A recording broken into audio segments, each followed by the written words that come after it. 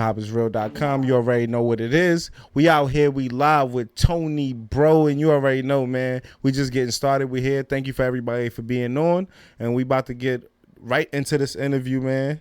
Salute to everybody out here. So, first question of the night, man. All right, we're gonna slow down just a little bit. You know what I'm saying? Make sure everybody is in attendance and everybody's rocking. Yeah, you're right. Let's make sure we good. You know what I'm saying? And, we just having fun, man. Salute to everybody out here that's on the live rocking with us, man. Yeah, man. Shout out to the live, man. Yeah, man. Yeah, so we about to get started. GP, just give me the word. Let me know when we could get it popping. Let me know, you know what I mean? Salute to the homie GP. We out here. Salute to Tony Bro for coming out here, man. You know what I'm saying? Pleasure. You know, I told my homie to put it on silent and vibrate. You know what I mean? Way before. No directions. He said, yeah, I got you. Right. Nah, but you already know we out here. We working. You know what I'm saying? Yeah, we about to get it on, man. Shout out to the whole Frog Nation. Yeah. You know what I'm saying? Kyle Cook, Charles Fisher. What's popping? Bro is back, G. We lit. Oh, the Sun God is in the building. We lit. You know what I mean? Pondexter. Hey, yo, salute to Grover Pondexter. Everybody out here. So, yeah, man. Salute to everybody, man. We about to get it popping. Okay. Nah. You already know. We got Tony Bro in the bill, so we about to get it popping. It's your boy, Nas the God, hiphopisreal.com. We live, and we about to get it in. You waiting for more people to come through? Yeah. Oh, salute to that Snapchat right there, the Sun God. Yo, salute to the Sun God with the $5 Snapchat. Yo, I appreciate it. Salute to you, man. Keep grinding. Keep doing what you do. You know what I'm saying? Salute to everybody out here working, helping promote the culture. 50 bros behind us. You can say what up to Tony, bro. Yeah, man. Say what up. Say what up to me, man. I'm trying to turn Tony Bro look crazy. LMAO. That's Battle dope. Outlaw. That's Gaddafi. Salute to Battle Outlaw, man. I look like Shorty Low. I don't even look like. How? Some Okay. guy would lose against Battle Truth. You gotta come with better jokes. Oh, nah, everybody's on here, man. So You have to do better jokes than that. I'm The about to Shorty get it Low. popping, man, because you know what I mean. Everybody out here. I'm You know what trying I'm to. I'm staring at the comments, bro. Nah. You gotta do the Tracy Morgan, the Michael Vick. I've heard it all, bro. Facts. Do not let me take better Yo, jokes and than you. salute to the moderators. And all the moderators, make sure y'all do your job, man. You know what I'm saying? Hold it down. Who you work for now, my man? See, you know I'm from AFM, man. You gotta do a lot. You have to do a lot to get under my skin, bro. You gotta do a lot. I'm putting up the mic. My bad. I look crazy. Nah. We gonna let me just wait for that. Yeah. But nah, Tony, bro, I just want to say, before we get started, thank you. You know what I mean? I can't even crack on Tony, bro, because he got his hairline. That's a fact. My shit is all right out here. I'm doing good. I'm 31 years old. That's a fact. We in the hide your hairline era. You feel me? Shout out to my nigga Rome, man. Yep. All right, hold on. Don't hear. You stand behind that shit, my man. Hey, man, we Yeah, gonna this get shit to started. everything, man. We gonna get to everything. Well, most things. Battle Truth stunt dancer. Oh, that's dope. Let me see that Me- real quick. Yeah. All right, man. Salute to everybody on the live, man. But we about to definitely get it popping right now, man. And the first question I just want to ask you, Tony, bro, is, man, what got you into the game of battle rap? You know what I'm saying? And doing what you do, like what? You know what I mean? How'd you basically, in a sense, get your start? You know what I mean? Yeah. So first of all, thanks a lot.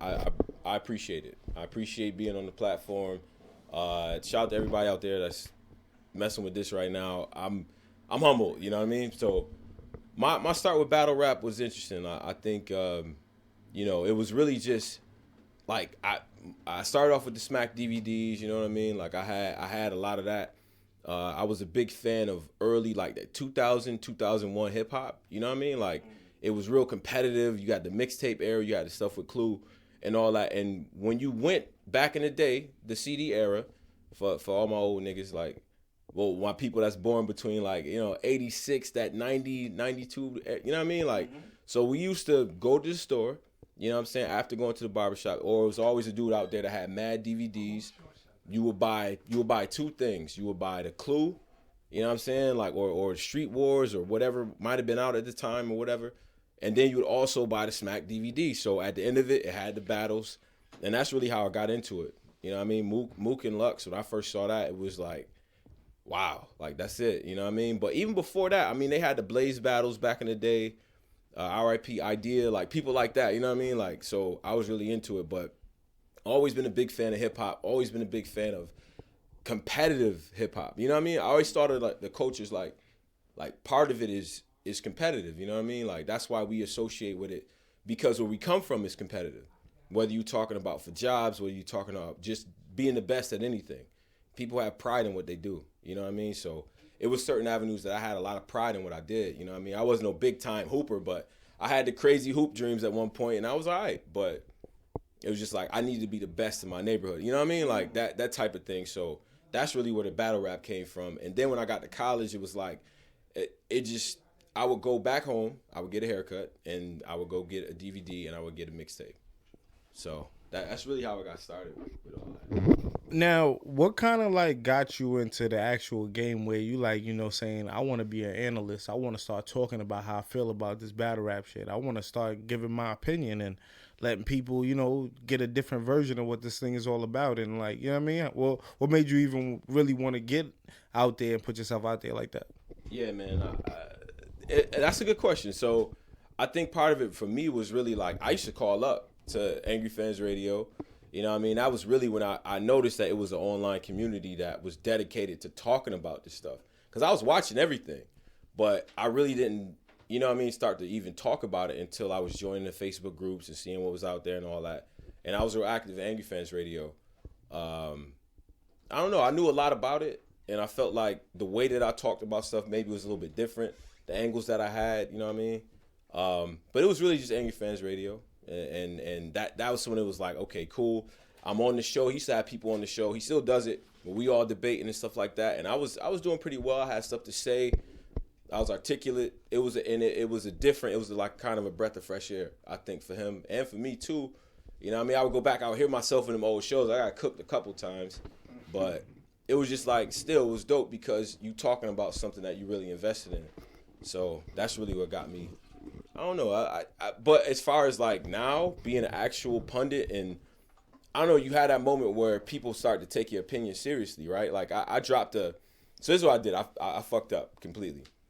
That second curse word, by the way. I fucked up completely. I fucked up. I came out with a top 20 list a little bit ago, and it was trash, bro. Like it wasn't even like this year. It was like a couple years ago and shit like that. It was garbage, and they killed me for it. But the fact that they killed me for it let me know, like, okay, like people will actually care about what I'm saying enough to even kill me for it. You know what I mean? So I don't know. That's when it was like, all right, I could actually be a pundit, actually be an analyst on it, and without Caps giving me that platform, there's no way it happens.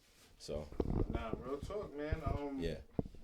Now, like, when did you realize, like, you know what I'm saying, that Angry Fan was something that you really enjoyed really doing? You know what I'm saying? Was it immediate, or was it like after a while you started realizing, like, yo, this is something I really enjoy doing? I mean, the debates, the convos, the real talk. I think I started off watching with him, 3, and Timbo. You know what I'm saying? Like 3 Letterman, Timbo, and 3. That. In those years, what? Do you remember that? Yeah. And it was so dope because at the time I just moved from Rochester. Shout out to Rochester, by the way. Used to be fire. But see, here's the thing, though. Here's the thing. Here's what happened.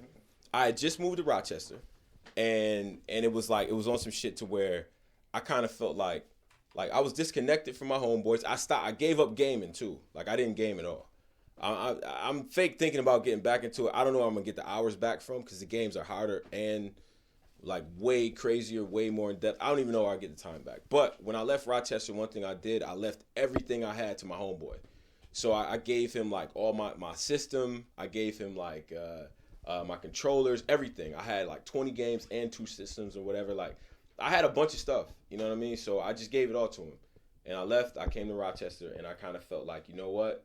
Like, I'm done with that. You know what I mean? I started my career, things like that. And the only thing that really kept me grounded, kept me around was battle rap. So I was heavy into battle rap and stuff like that. But when it came to Angry Fan, it was like, yo, I hear people debating. Then it was a lot of other platforms out there, but obviously, I mean, I associated with that one a lot more. It was real talk. It just reminded me of the barbershops that I missed when I was back home. Because the thing was, when I moved, I was in the Hudson Valley, and it's like I was a one of one. You know what I mean? Like it was just me. You know what I'm saying? So that kind of kept me like, damn, this is really, you know what I mean? People do this. It kind of made me want to miss my friends in that moment. You know what I mean? So when you sit here, Caps and 3 talk about battle rap, that's how my boys talk. So, you know, so it is dope. Now when I think of Angry Fan, you know, I always look at it as like, yo, the craziest shit will happen on Angry Fan. He'll say the craziest shit. You know what I mean? And you know, at the end of the day, it's Angry Fan. It's the show where Angry Fan comes and says whatever the fuck he feel about how he feel about what's going on in the game. You know what I'm saying? You brought a kind of a different style, you know what I mean, where you wasn't as angry or, you know what I mean, but you had your strong points and things like that. Just when you look back now, you know what I'm saying, one of the things that I'm sure everybody who's on the live is waiting to hear and everything like that, it's kind of like, where did the situation with you and Caps kind of like get like, you know what I mean, shaky or everything like that? Because, you know, at the end of the day, I know it's hard. Like, you are a loyal person, and you know what I'm saying? And at the end of the day, you know what I'm saying, you're not here to bash the man or anything like that. So it's like, where did it go to a point where you weren't able to even work with him in a situation like that? And what happened where everybody got to hear the interview and things like that? Right. So I know that's kind of... No, it's a good question. I want to make sure we revisit that. And if I don't answer the question, let me know, right? Because I interview people, and I used to hate when people did that to me. Yeah. Like some of my favorite interviews, like Flacco L, you know, answer question, my guy, you know what I'm saying? Jerry West, you were political. Answer the question, my guy. You know what I mean? Whatever. But some of my favorites, though. Shout out to both of them. Well, let's start here because I think, you know, I've been on the platform for about 2.5 years. They killing me. Nah, they said cool. On a low knowledge and Tony Bro the same person. Yeah, we like the same guy. It's crazy. It's like we the same dude. Nah, I've been on the show for 2.5 years. You know what I'm saying? So through that time, it was just like, you know what? Like, I like the mix, right? I think part of the reason why Caps like rocked with me because, you know, I had insight on battle rap or whatever, and I was expressing it in a different way. And the juxtaposition is really what made it work. And quiet as kept, our real fans will notice. The real fans out there will notice. When Tony Bro first got on the scene, a little shaky. Only because, like, I didn't know what fans wanted me to. I was doing a thing that a lot of people who are creative like yourself do. Sometimes you fall in the trap of what fans want to see, and you're just not being yourself. And I'll admit it now. I mean, it's 2.5 years later. I wasn't. I kind of was trying to be a little cool, you know, whatever. Like I'm very articulate, but I kind of tamped that down on the show because I thought that's what people wanted to see. But it wasn't until I actually started being who I am. You know what I mean? Like the way that I talk, the way I carry myself. It wasn't until I was exuding that personality that me and Caps actually worked because I would break things down in my Bob Costas, Stuart Scott, whatever way that people sometimes kill me for, whatever. But then Caps would come over the top like, yo, what the fuck is she? Like, what are we talking about? Who won? Fuck all that. You know what I'm saying? And I actually like that. You know what I mean? Those are some of my favorite moments in the show where I go off on this like crazy rant on some just breaking it down, articulate, whatever. And then Caps is like, bruh, yo, what? Like, bro, what is you talking? You know what I'm saying? What are you talking about? Or he coming over the top with something different. It's like, it's dope. You know, I can't even imitate that because, you know, we had that chemistry and that worked on the show. And once we found out that worked, it was like, all right, cool. And then I just wanted to do the certain things that I feel like you can work at, other things I feel like you just got. Like what Caps has, what Black has, what some of these other bloggers too, you know what I mean? Like what they have, I don't think you can get better at that. But one thing I could get better at is being a better interviewer. You know what I mean? So it's a heavy research on my end. Like I wanted to kind of work hard because I didn't feel like I don't got that. Like I'm not Queen's Flip, right? Like I'm not one of those guys. Some people just got that it. You know what I mean? That just exudes that talent that just comes out. But for me, it was like I actually like, I follow politics and stuff like that, and I follow different things, and I'm like, man, like I really think I can add something different as an interviewer. So that was kind of my focus, and just to be articulate and as knowledgeable as I could, you know what I mean? Because I didn't take being on the platform lightly. You know, when people give you a certain influence, when people look at you as a creative, as an influencer, you take that seriously. That's why sometimes it can seem like I'm overly well-read, but I don't care about that. I don't care. Because it's everybody to be ignorant and saying nigga. Well, I mean, it's not saying all day either. But it's not even that, because I don't knock that, right? Like, and I don't think I'm better than people who talk like that. But I chose not to because of what Caps brought. You know what I'm saying? Like, there's no way I can. You know what I'm saying? I can't duplicate that energy. It's just not me. So yeah, that's kind of where that is. But yeah, you had another thing in there. Yeah, it was basically when was the first time in a situation where you basically, because you initially, you know what I mean, left, you know what I mean? From way back. No, that was perfectly, like, no, how you yeah. answered that was perfect, because, you know what I mean, you actually answered the first question. Right. But, you know, going into it was like, when did you and Caps kind of like have a situation where you felt like you got uncomfortable or you guys just weren't able to work with each other? You know what I'm saying? Especially to this point now where everybody's seen the thing. Ice Cartel situation? Was that the first point? Right. Yeah. Shout out to GP. Yeah. He don't play no games. Hey, I like my man's over here. You go right to it, yo. That's what I remember. Let me shout out to Polo, cause you kind of remind me of Polo. Like, shout out to Polo. That's Deron Halen on Facebook. Okay, no doubt. Yeah, we gonna talk in the messenger where I like to do my dirty work. No, all right. So when did the situation become untenable? Or did you have signs before then? Did you see signs like this nigga bugging? Right, like did I see the writing on the wall before the black ice situation? No, term. Absolutely not. Okay. No. So the black ice was the first thing that raised the. I mean, it was one of the things. You know what? Here's the thing. Let me start over because I need to do it justice. I think so. You really have to understand my story to understand how it gets to here, right? Okay. So I moved from the Hudson Valley. I'm in Boston for 2 months. Again, real fans know this, right? Shout out to AFM. They know this. So I moved to Boston for about 2 months. I hated it there. Most racist place I've ever been to in my entire life. Wow. And I've been to places in the South where I'm like, yo, I like, you know what I mean? They open disdain. You know what I'm saying? Yeah. You know what they say? Any place where white people one group of white people don't like other groups of white people, your black ass shouldn't be out there. Mm-hmm. Italians and Irish, whatever. I don't know. No, but I moved to Boston for 2 months, and then I stopped the training, and then I moved to the Bronx. I was in the Bronx near Kingsbridge and shit like that, Van Cortlandt, that area.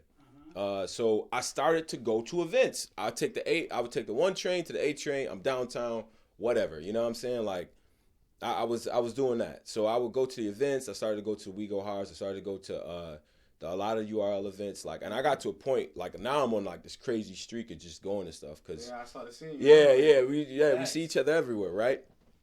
Now, meanwhile, I'm hosting the show, but then I got the experience of running into people that I've critiqued, right? and in that moment, every blogger who's been to an event has this moment where you run into the guy that you said got killed, right? Y'all had that moment, right?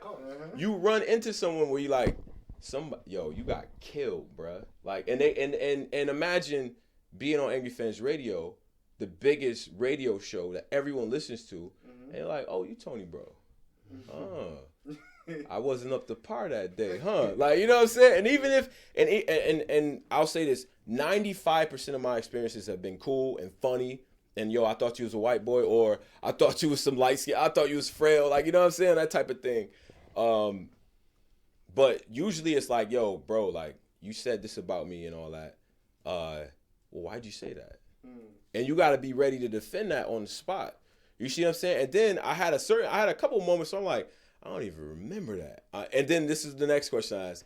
Was that Friday? Because Drunk Friday, like, we usually get a little saucy. Mm-hmm. Some things might happen. You know what I'm saying? Like, whatever. And I usually kept it with roasting or whatever. But I never had a problem. Like, but once people kind of saw me in the field, it was like, oh, you actually out here. So you know what I mean? So we would get on the show and they'd be like, Tony, bro, you know exactly how that was. It was smoky in there, this and that. So when certain things happen, I was able to kind of, add life to it, add a little bit of color to it. But at the same time, rappers would see me out, whatever. How does that factor into the Black Ice situation? I mean, I think once I started to go to events and stuff like that, it did definitely shape my punditry and it would shape the way that I perceive certain things and places I wouldn't go before anyway, right? Like I don't get extra personal. Anybody who knows about the show knows that. Like I don't even jump into certain territory. But after meeting certain people for the first time, I was like, it's no way I could say that. You know what I'm saying? You meet, I'm 31. I meet kids. I'm like, yo, this is a kid. Like I can't. I'm not about to slander him. Or you go up to you go up to Jay. You know what I'm saying? Show off, Suge. They actual big guys. But real quick, whatever. I got one question, right? Yeah. Because that kind of made me think about something I was watching the other day with Everyday Struggle with Star and DJ Academics, right? And even me, myself, I had to question how I look at things, too, about being biased. Yeah. Now, Star's like, I'm not a friend of no one. I'm not a fan of none of these niggas, right? So that, and then DJ Academics, of course, is fans of these guys and things like that. Do you think the fact that, like you just said, from actually meeting these guys and being fans of these guys, are you now a little more biased? Because niggas might say, yo, Knowledge, you biased as hell. You cool as hell with these niggas and da-da-da. You know what I mean? Because you not asking niggas the hard questions. You know what I'm saying? Now, when you're in front of these niggas and you got to talk to them, and I'm not saying you're scared of these dudes or nothing like that, but does your opinion change? Does that make you more biased? You know what I mean? Does it make you more like, you know what I'm saying? Yeah, unconsciously. You might not, you know what I mean? Just before we do that, for all the fans listening, we understand we're on a tangent right now. We will get back to the Black Ice thing, but we need to answer this because this is very important. I actually think what ended up happening and what rappers don't get enough credit for, a lot of the battlers, they take criticism pretty well. So, like most of them, right? Like I would say a smooth 90% of them, if you be like, bro, I think you lost. Yeah. They want to know why. And if the answer, if the why is some bullshit, they're going to call you out. But for the most part, if you come with a reason why, like, and I kind of be having rounds in my head, like, yo, you lost the first and the third. I be getting that right out the way with certain people. You know what I mean? Like, I know how it is, but dog. only because I'm doing it, right? So whatever. But I think for me, it didn't make me more biased to the guys that I knew and was cool with, that I would see in the venue everywhere and slap up. It would actually make, if anything, it would make me harder on them. Okay. If anything, right? Like, I met you and we talked about battle rap. And we talked about rounds, we talked about writing, and you didn't do none of that shit you told me you was going to do. Yo, my nigga, yeah. You did none of that shit. We had a whole convo about this. We said we wouldn't be dressing like that. We said we wouldn't be writing like that. Like, we said all that, right? Like, and we had a whole convo. Of course, I need a good performance. And that nigga kill you. But as long as you keep the criticism constructive, you're good. So I actually don't have that problem. And for like just full disclosure, a lot of battlers I think me and Av went back and forth on this online. He's like, "Oh, you was at Volume 1. You ain't say nothing to me." I'm like, "Bruh, you look like you was in kill mode, like you was in UFC mode." I don't even like talking to battlers before they battle, like, cause I feel like I kind of jinx you, like. You know what I'm saying? Like, oh, it's like nah, it's like, cause I'm not gonna name names or nothing like that. But one battler assured me that he was gonna kill. Like, well, more than one battler has been like, yo, I'm about to kill this dude. And I'm right there, and they choke, and it's the most embarrassing. I'm Homer Simpson in the bushes, like I can't do it. It's awkward. But yeah. So but that's what it is. But that's a good question. All right. So going back to the Black Ice thing, I think. In terms of like, man, how to explain it? So the situation was, I think it got out of hand or whatever. It kind of went off to a tangent for those who haven't watched it before, whatever. Like, but I think it wouldn't have been so bad if I hadn't restarted the show. So people who know that night, I actually had a recap show beforehand. I restarted the show because they wanted to come on. And one thing about Angry Fans Radio, which hate us or love us, and this is tough, and I really think everybody doing podcasts should consider this. We don't censor voices, right? So if somebody wants to come up and defend themselves, we allow them that opportunity. Now, that's a gift and a curse, and I know for a fact some people who do podcasts would reject that, would say, you know what, I'm not even going to let this person up because I know where it's going to go. They're going to feel a type of way. But we don't do that. Well, we didn't do that, right? So that was one of the things. So, I restart the show, and this was after the whole event. This is the RB event where Clean no showed against Gems, right? So I restarted the entire thing. You know what I mean? Like whatever. So we get him on. It gets heated or whatever. Words is exchanged. At certain points, it started to get hectic or whatever. I actually wanted to know. My whole thing with Black Ice was, if Clean is shouting y'all out every time or most of the time, or at least associated with your brand, it, you know, in a certain way, if he no shows, how does that make you feel about your brand? My question was about their brand and how they want to protect their brand. Okay. This guy screaming cartel, yeah, he might not have said, "Oh, I'm out, cartel," but the fact that he's associated with the brand, and it's the irony in this, I'm noticing it because I had the same situation with Caps, right? Like this mirrors the whole thing, the irony, right? But my question to them was, if Clean is associated with y'all, then and he's no showing, how does the brand deal with that? Because you were tied to him by your association, right? And I wanted to go off of that, and I mean, basically the actual answers outside of the bullshit was, Clean is his own man. He is associated with us. We love him. They didn't condone the ditching or whatever, but we're not about to disown him over that. Fine. That was the actual answer to the question. Everything else was peripheral. I think with the Black Eye situation, it wasn't what happened on the radio. It was what happened afterward in terms of the people in my life who look at battle rap from afar. They don't know anything about the culture, right? Even sometimes we watch battles together, they're like, I can't believe he let him say that to him. You know what I mean? They those type of dudes. So the people in my life who would do things for me that would potentially put themselves at risk started to call me. So when I start getting certain calls, I don't even like the energy. I'm not gonna talk about the behind the scenes. I'm not gonna dive into that. You'll never get that from me. And by the way, I know it's a cool thing to say that, oh, not everything's for the internet. I actually live like that. And for y'all that's killing me about that, that's corny. So just to get that one in real quick. Go ahead, bro. The question I had was, what I remember from the Black Ice interview, it felt like, from like the feeling was like Caps went too far. Did you feel like he went too far and just the way he was talking to her? Because me personally, when I interview people, of course, everybody got their style. I try to always maintain respect for the person I'm speaking to and things like that because, you give respect to get respect in a sense. You know what I'm saying? Like, of course. Yeah. So did you feel like it went over to the point where it's like, okay, it's no longer this professionalism type thing. It's a whole nother type of situation? Or, you know what I mean? Did you see or did you sense that yourself? Now, that's a good question. Well, first of all, I think worse things have been probably said on the show. Like that. So that, and this is what I think a lot of people get twisted. It wasn't a show because there's a point in there where she's slandering Caps and he says, "You want me to call you a bitch, but I'm not." Like I thought it probably was one of the dopest things I ever heard Caps do because in that moment it was already super heated. Okay. He was like, "You want me to call you a bitch, but I'm not gonna call you that because I'm not even gonna take it there with you." And his whole point was about the brand falling off. Now, it was a heated show. Fine. I think the aftermath of what played out on social media, that sort of drove the decision.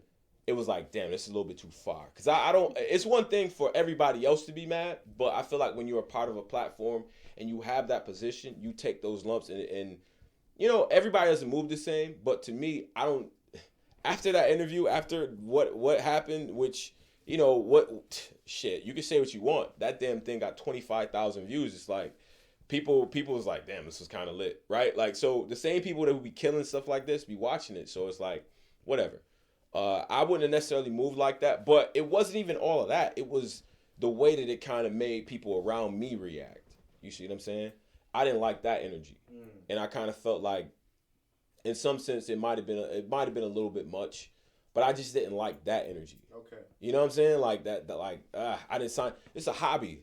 Why would I activate those people in my life that are kind of with that? Yeah. You know what I'm saying? So, but that situation got resolved, and the reason why I ended up coming, well, that's I don't know. Too. That was going to be the question. Hey, don't get into that. I'm sorry. I have a question. Yeah.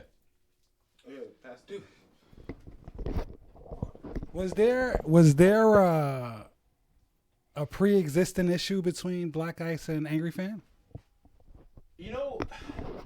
You know, and this is gonna sound real funny. It's gonna sound sometimes I don't even know what people like. People just be mad sometimes, right? Like, and it catches me off guard.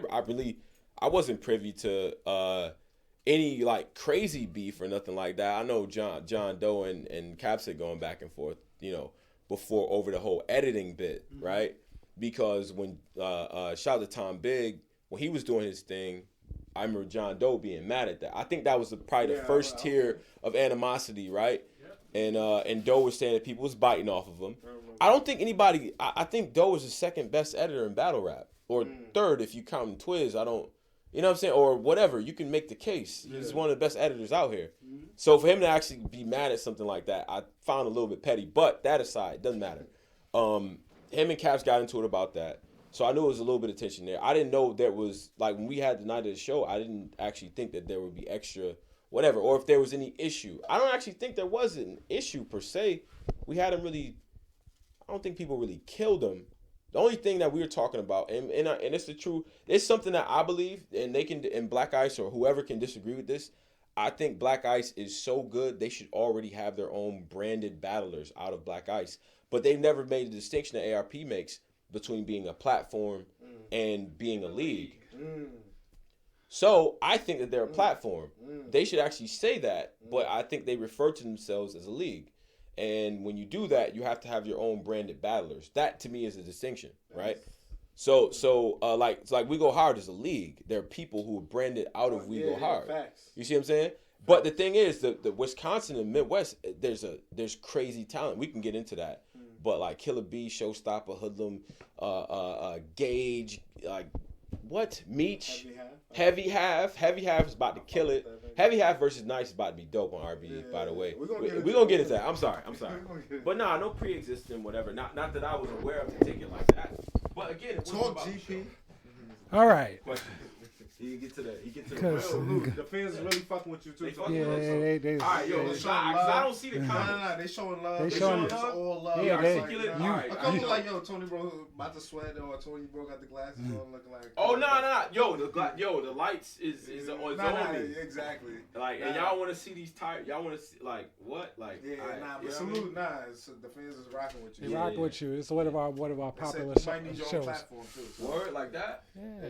They tuned in. I've asked it about did they have any prior issues, because to me watching it seems like maybe Caps was looking for a shock value, so he was finding a reason to come at them. Do you feel, because he kept on going at your league? Do you feel your league fell off? And that was like, obviously that bothered her. You know what I'm saying? It did. And that was what started it. And it should have. It got personal in a sense. I thought. So let me just say this. I'm sorry, I'll be answering the question. Answering the question before they pass me the mic. Like this is bad. I gotta stop. All right, chill out. Also, I mean, I don't want to, don't say no to drugs, but Jesus. Anyway, damn, what was I gonna say? So I thought his response to them was poignant, and I thought her response was perfect. Okay. I had no problem with anything that went on. But it seemed like when he took it off the subject to go into that, to like put a shot. But here's the thing though. Here's the thing, and it might sound like it's a bludgeon, but if that's his opinion, which he said on numerous shows that they probably listened to before, why would he not say that to her then? Right? Respect. Wouldn't fans? Because here's what I get killed for. Here's what we as a whole get killed for, which I can never understand in a situation like breaking down the Black Ice thing.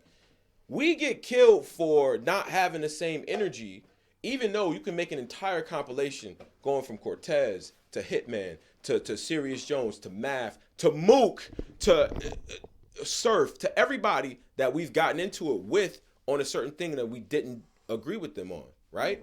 Battle rappers are hella prideful. Of course we had the same energy with a lot of people. We did. We got into whole arguments with people. So for him to not say it in that moment, I felt like would have been crazy. Could it have been more tactfully handled? Yes. But then again, like Angry Fans Radio, like, I mean, goddamn, right? Like, what do we expect from Caps, right? Like, I didn't look, I think it did hit a point where it's like, it kind of seems like you beating up on them because they're women. But I guarantee if that's Milltown Blow in the show, y'all are thinking that's extra dope. I promise you, everybody's gonna think that's extra dope. That's Milltown blowing the show. You know what I'm saying? So to me, it's almost a little bit more sexist to not have the same energy for her on some question thing. He's not beating her up. You know what I'm saying? So, damn, what was I gonna say? I think the question was fine. I think the way he asked it maybe could have been changed. I think her responding to the platform falling off, I think her response was perfect because she's like, I had a business, I had a baby, I had a lot of stuff going on. Caps is like, well, what about the platform itself? And I kind of added a caveat of, I don't think you guys have your own branded battlers besides Killer B, who I think is dope. But, you know. Is Caps premeditatedly, and I don't know if that's the correct word. No, that's it. Okay, is he doing this That nigga makes up. for shock value? To get them mad? Is he doing this and trying to get them mad? For the shock value of it. That's an interesting question because That nigga made up a word. Pardon. yeah, if I'm a fan on the outside looking in, I would probably, I guess I could see why people would say that. But I've hung out with him. I've been in the car with him, smoking an L, and thinking to myself, smoking a cigarette, and thinking to myself, this dude is really like this. You know what I'm saying? I don't think it's this concerted effort to go for shock value. I think some people have the innate ability to get under skin. And they do it in different ways, right? Because we've had guests on who think that I'm crazy, condescending, and arrogant, and that's their trigger. You know what I mean? They just on me because of that. And but I don't think it's a calculated thing. I think some people are good at that. But now moving on, I just wanted to kind of go into now what recently conspired and everything like that. We got Rome DMV in the building. He said he got his popcorn and all that. So shout out to Rome. He was out there with me and VA and all that. So one thing I wanted to say is, we seen what happened on the, when he put it out on his channel and everything like that. And you know what I'm saying? With you and Caps and everything like that.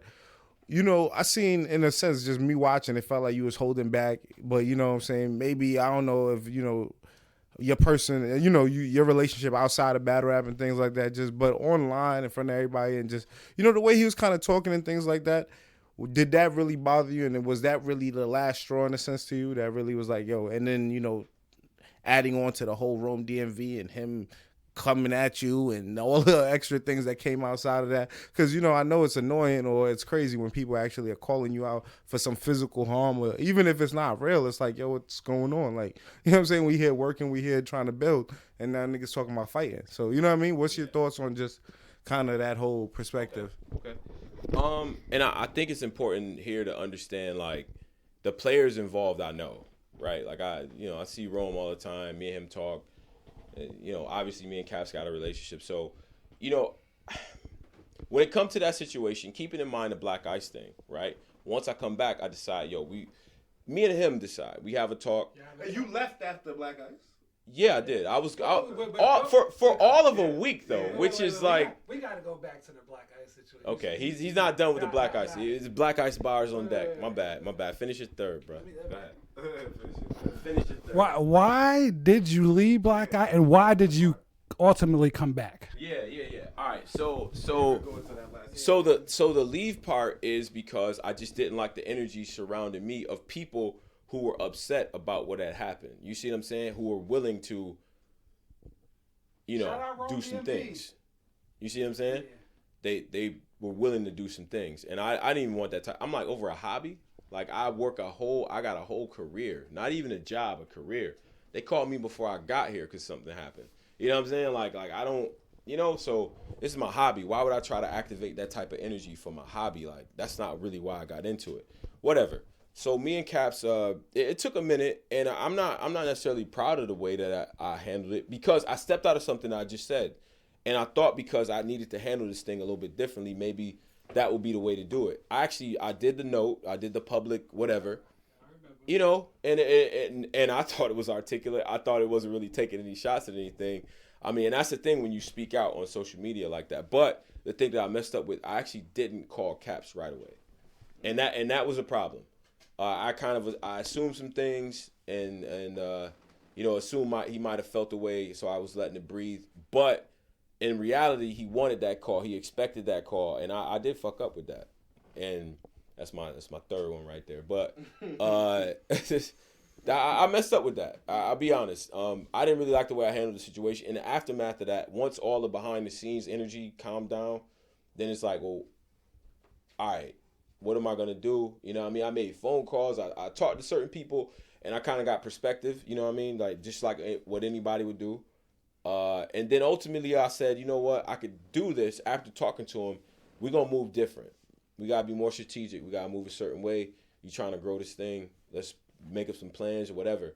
Before that, he had kind of given me the green light to do different shows myself. So some of the shows, Caps wasn't on, right? But I would be able to carry the mantle with Drizzy and Posey and Polo and, you know what I mean? Like the crew. You know what I'm saying? And those dudes did great work too. Shout to them. But I think one of the things is like we can't fall back into that, right? And the fact that it was only, it wasn't much time in between now and then, right? So it's like, man, like we falling back into the same stuff. It's not the fact of what you're saying. It's just I don't feel like you need this. You don't even you Caps. Of course you're provocative. Of course you're going to piss people off. You don't need to go down a certain rabbit hole. And that's why when there was certain beefs tossed his way, I would jump into it because I'm like, I don't even want Caps to get stupid. Focus that energy on me. You know what I'm saying? Like, and I had a specific beef, whoever, it's so funny. I hate subliminals, but I think like there was one time where, I kind of stepped into a situation because I didn't even want, I'm like, they don't even deserve to talk to you like that. You know what I'm saying? You in a whole different stratosphere, bro. You know what I mean? And when you see the guy who's running it right now, Jay Black's not about to respond to none of that. There's people with like 10, 12 blogs on Jay Black, and he's like, I'll drop a blog and beat your whole channel for a month. I'll drop a blog on a battle and get more views than the battle. Why would I talk to you? You know what I'm saying? And it's just facts. So that's why you're not getting a response, by the way. I said you're referring to one person, but 10 people gonna be mad tomorrow. Whatever. All right, so Tam, where I'm at. Okay, so the reason why I came back, me and Caps talked about it. There were mea culpas sent out. He kind of was like, all right, bro, you know what I mean? I understand you at places and shit like that, this and that. And I'm like, yo, well, bro, I don't even give a fuck about that. God bless the man who tries to do anything to me. But, and that's not no tough shit either. Like, it's just like regular, you know what I'm saying? I don't have to talk about I don't talk a certain way because I actually been, you know what I mean? I've been through some things, right? So I don't have to talk about that. And I also don't feel like you should be able to crack whole cases. First 48? What? Some of y'all, all I got to do is first 40 minutes and I got the whole case cracked on y'all Twitter accounts. Wow. What are you talking about? Yeah. Don't let me, I said I was going to chill, but all right. So, but the reason why I came back is because I felt like Caps are contrite and what happened. I was contrite and I said, you know what, this is how I feel about certain things. And then we was moving.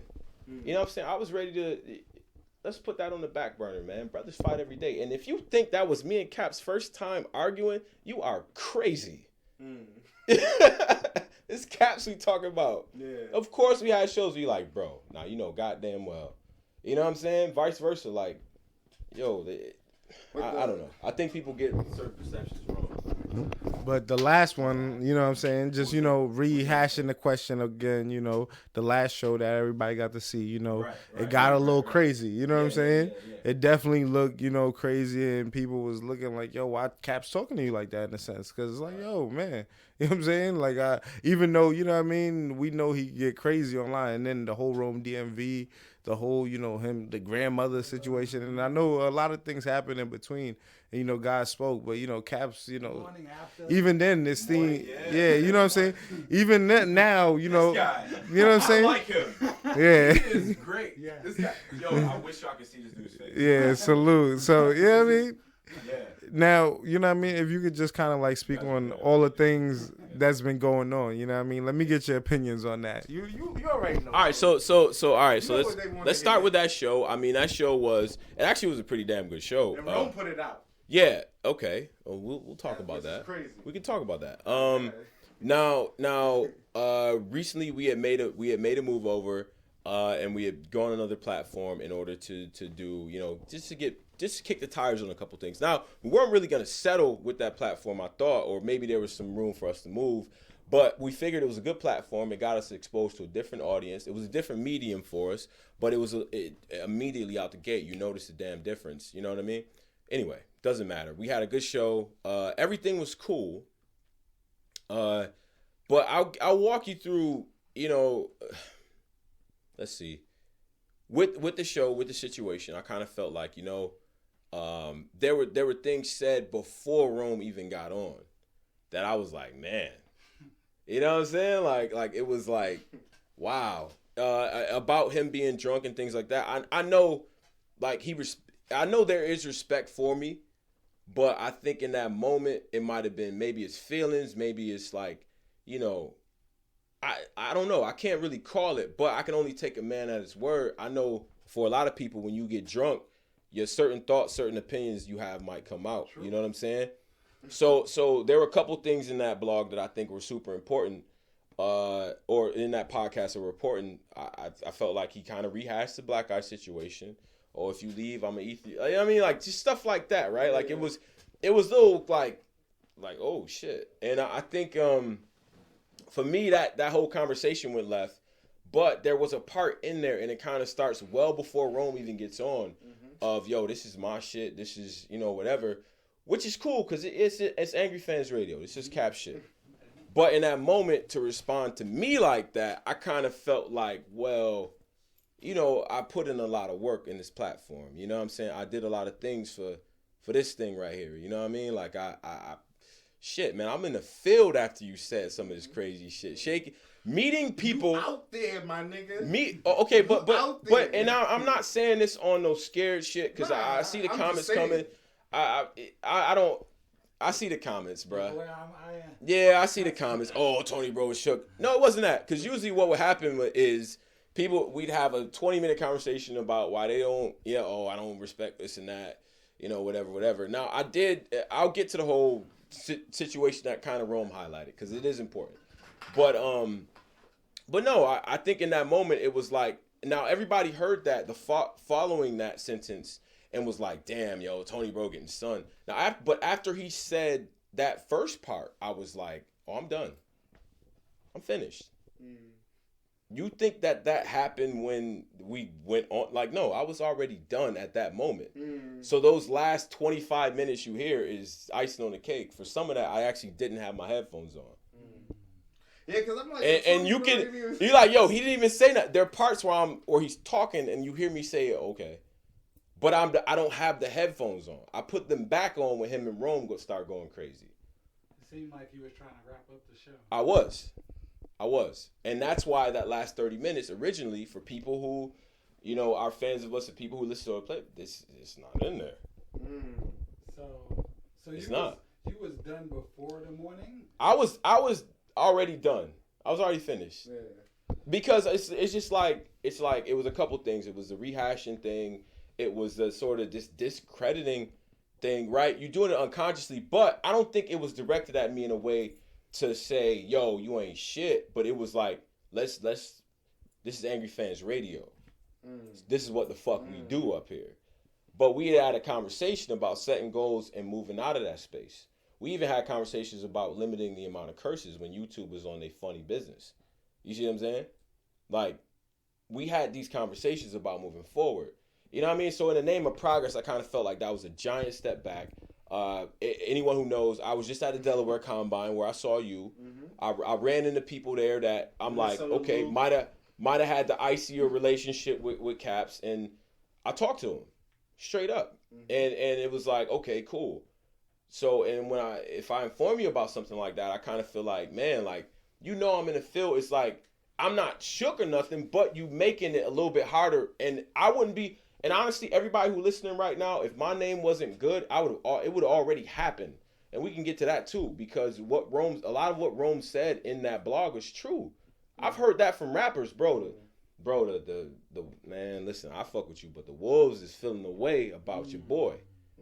I can only keep the Wolves back for so long. As long as you here, you good. But just know. Hearing that, how does that make you feel? Hearing that in the moment, I'm like, bro, let me not. I don't want to say too much, but I'm protected in these places. You know what I mean? Whatever. Yeah. Hearing that the belt tightens, you know what I'm saying? Okay, well, head on swivel. You know what I'm saying? Like whatever. Crazy, but because I'm from where I'm from, people meet you after you say it. They hear Rochester's a small place. It's 15 minutes to get anywhere. At least, right, in the car, like, and not even that. Like, people will see you outside, right? So I respected it, but I wasn't shook. I didn't really care. But it's like when you start to invite that, it's a different thing to me, especially in the name of progress. That was what it was. In the name of progress, in the name of getting shit to a certain point, I kind of felt like that was a little bit extra. But I'd already decided I was going well within a minute of that situation. And because I'm not, like, some people say, I hate when people do that. Oh, you mad? Like, yeah, I'm mad. I'm emotional. I'm feeling some type of way, whatever, right? But me in that moment, I'm like, let's do the logical thing. Let's try to mediate it. Let's try to bring it back. I even had an attempt where I'm trying to bring it back and stuff like that. Rome is saying what he's saying. You know what I mean? And I wasn't even reading it like that. And that's the other thing. Let's address a couple things, man. Rome say. Let's address the Yo, they don't see his face. That's why. If y'all saw his face, y'all be dying right now. So Rome said in a very like, I don't even want to repeat what he said. Yeah. I feel bad repeating that. Like, and not even because I feel like Rome was crazy for saying that shit, but it was like, I don't do the incrimination on the internets. Like, I look at the analytics. There is 35,000 listens on the podcast that goes on Blog Talk every week. You want 35,000 people to hear you talk about putting hands on somebody? I don't roll like that. So you wouldn't have got an answer out of me anyway. You wouldn't have got that same return of energy anyway, because I don't see the point in that. Because if something did happen, you got it on radio and mad people heard it. Well, like, what are you doing? I just don't roll like that. So that's why I don't talk a certain way. So, but when that started to get tossed around, I know Rome. I know Rome. We talked after his grandma passed. My dad passed this summer too. Caps even had lost black. This was a tough year for bloggers, like losing people, key people in their lives. So, like me and Rome had already talked about that. So he's right when he says, "Yo, Tony, bro, you already know." He's referring to the fact that me and him had already talked, right? It wasn't like he wasn't saying you already know, like I'll whoop your ass. It was, bro, you already know how I feel about my grandma, cause I kicked 70 people out of the Discord. On some, they was talking stuff, and some of the people was talking stuff about his grandma. Like, nah, we can't have that, and I don't mind doing it. You know what I'm saying? I talk to him. I don't take stuff like that lightly. So I didn't take the you already know, like you're gonna beat me up. Maybe it's just different because like when you're a fan with outside looking, you don't know the relationships behind the scenes. Mm-hmm. So I never view Rome like that. I never took that threat, and I never even actually. And you notice how I'm talking about the situation with Caps. I don't take that as ultimate disrespect. People get drunk every day, and my reasons for going don't really have anything to do really with the content, right? Because in that moment, I knew two things. Caps not like. Okay, Caps does respect me, but it's like he trying to set a certain precedent, whatever. He feels a type of way. I'm cool with that, whatever. But I know these people, you know what I'm saying? Like, you got, like, see, people are discounting that. It's weird. It's like agree to disagree. And with Rome, the way Rome got mad at me is like, bruh, that's my grandmother. You know what I'm saying? Like, you talking crazy about my grandma. You know what I mean? So, I get it. You know what I mean? My brother gets mad and he sees red all the time. My brother threatens to whoop my ass once a week. Legitimately threatens. What do you think about that? So that's kind of how I felt in that moment, because my relationship with Rome, I'm like, bro, we talk all, you know what I'm saying? Like, I never took it like that. What do you think about niggas calling each other out though online? Like, because I'd be like, what is it? God, niggas calling each other out. Like egg emoji calling me, and this is what I had to deal with. Just no, because I'll be sitting in the crib like, yo, these niggas is wilding. Here's the funny part. There was a time after the show ended, where I had a thing where I was like, you know what? Let me just stay offline. But like, man, these countless egg emojis calling me pussy, right? Like, I just at some point, because when you first see it, you like mad or whatever, and then after a point, you kind of laugh like, man, some nameless, faceless dude. Like, and then I thought back to my gaming days, Xbox Live, white people calling me a nigger and shit. Like, the same type of white people that'll run away from me if they saw me. Like, you know what I'm saying? So I just like, I stopped internalizing that. If there's any silver line about that, I kind of stopped feeling the way about that. Because early on with Twitter and social media, I kind of felt the way about a lot of stuff. But I kind of let that go. You know what I mean? So, yeah, but that's why. Because I didn't feel like stepping out of character on that one. And the logic in me said that that's not good for no one's brand. Not mine, not Rome's, not Cap's. So my whole thing was, let's mediate this. Let's get this right. The muting took place because I'm like, yo, bro, if this is where you want to go with it, cool. You know what I'm saying? And there were phone calls made after that between me, Caps, and Rome. You know what I'm saying? Yeah. I did talk to Caps for a while after that. You know, he was lit. People can say what they want. He was actually pretty saucy. He was saucy. Something where he said, like, yeah, he was, bruh. Whatever, like. He was saucy.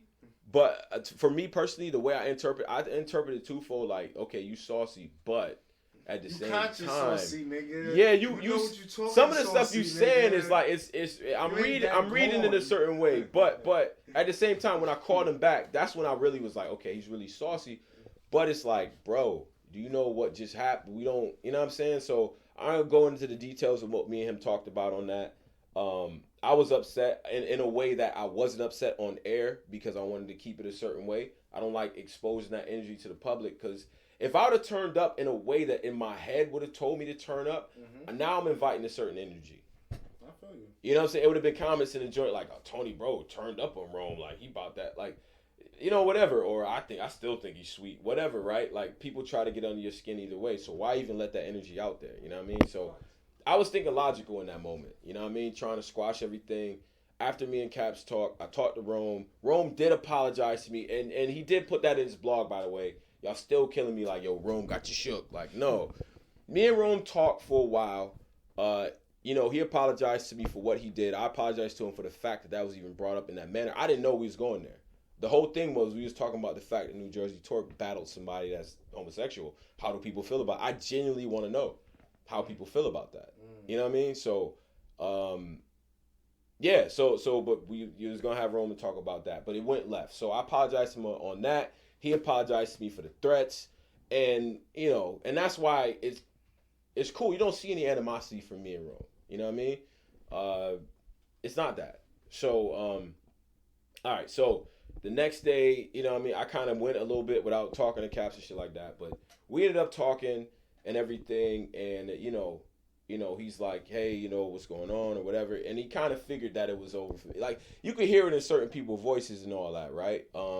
I had edited the last 30 minutes of the show. I didn't want any of that to come out.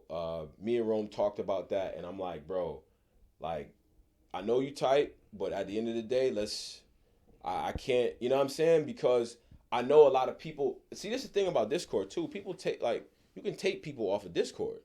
That's why when the audio with Caps came out, man, bruh, wow. Like, I was just sick. I was like, man, like, 'cause I kind of felt like in that moment, almost betrayed, like, damn, yo, you talking to these strangers about, you don't trust me? Like, I'm doing that to protect the brand. Obviously, when people heard it, they was like, man, that changes. When it finally comes out, what did that do? That was a brand hit, bro. It would have been a brand hit either way. So it's just like, I kind of felt like that about it. But I wasn't tight about it because I figured in my head, business-wise, our relationship is dead anyway. But let's and in the backdrop, all this is in the backdrop of the current blogger, retarded, remedial, crabs in a bucket fighting for 5,000 views, maybe, like, era, right? So you got Rome, who has a following of young impressionable minds. You talk about restore order. We want to restore order with them. Part of the reason why hip hop is the way it is because people stopped teaching and they started to chastise you for not knowing about classics. Bro, throw that shit on. Smoke a blunt with him, throw that on. Oh, you don't understand. You okay, you 19, you never really heard Big. All right, this Big. You know what I'm saying? You play this song every day, Struggle. Don't you feel like that? You know what I'm saying? Like I got a story to tell you. Bruh, that's a wild story. You know what I mean? Like, teach him. So you got Rome who has that following. Then you got Caps who has us who was shopping in the DVDs and all that and been here for a while and see all this stuff evolve. I'm kind of in the middle of that, to be real with you. Like, directly in the middle of that. So it's like, I just didn't like that for either brand. And that's why it was like, we need to broker peace. You know what I'm saying? Because future projects and all that, and you know what I mean? If I decide to work with Rome and all that and you know, do some things, it's like, I need peace because I don't want Caps to feel like, you know, like I got respect for him that much still. And again, we got a relationship behind the scenes, 2.5 years, bro. Like, I didn't kill him because of what he did. I just felt like our business relationship was over. But I didn't kill him for that. You know what I'm saying? Like, but it was kind of like the thing where it was like, all right, let's broker peace. Everybody needs to see this. And honestly, if Caps and Rome can broker peace, a lot of y'all that don't even got the following they got, don't even got the views they get, don't even got the clout they got. You say what you want about Rome. A lot of people do follow him and like his content. It might not be for you. You're 33. Of course it's not for you. But it's people in this group that's 15 and 16 that hang on his every fucking word. So whatever. But if those two people can squash their shit, everybody else can. It's way too many crabs in the bucket. Yo, salute to the homie Sun God, man. He out there in Super Chat got it lit, man. Yo, Sun God, you know what I'm saying? Salute to you, man. Make sure y'all follow the homie Sun God. He out here working. Subscribe to his channel as well, man. You already know, man. Everybody that's out here promoting the culture and pushing it forward, man.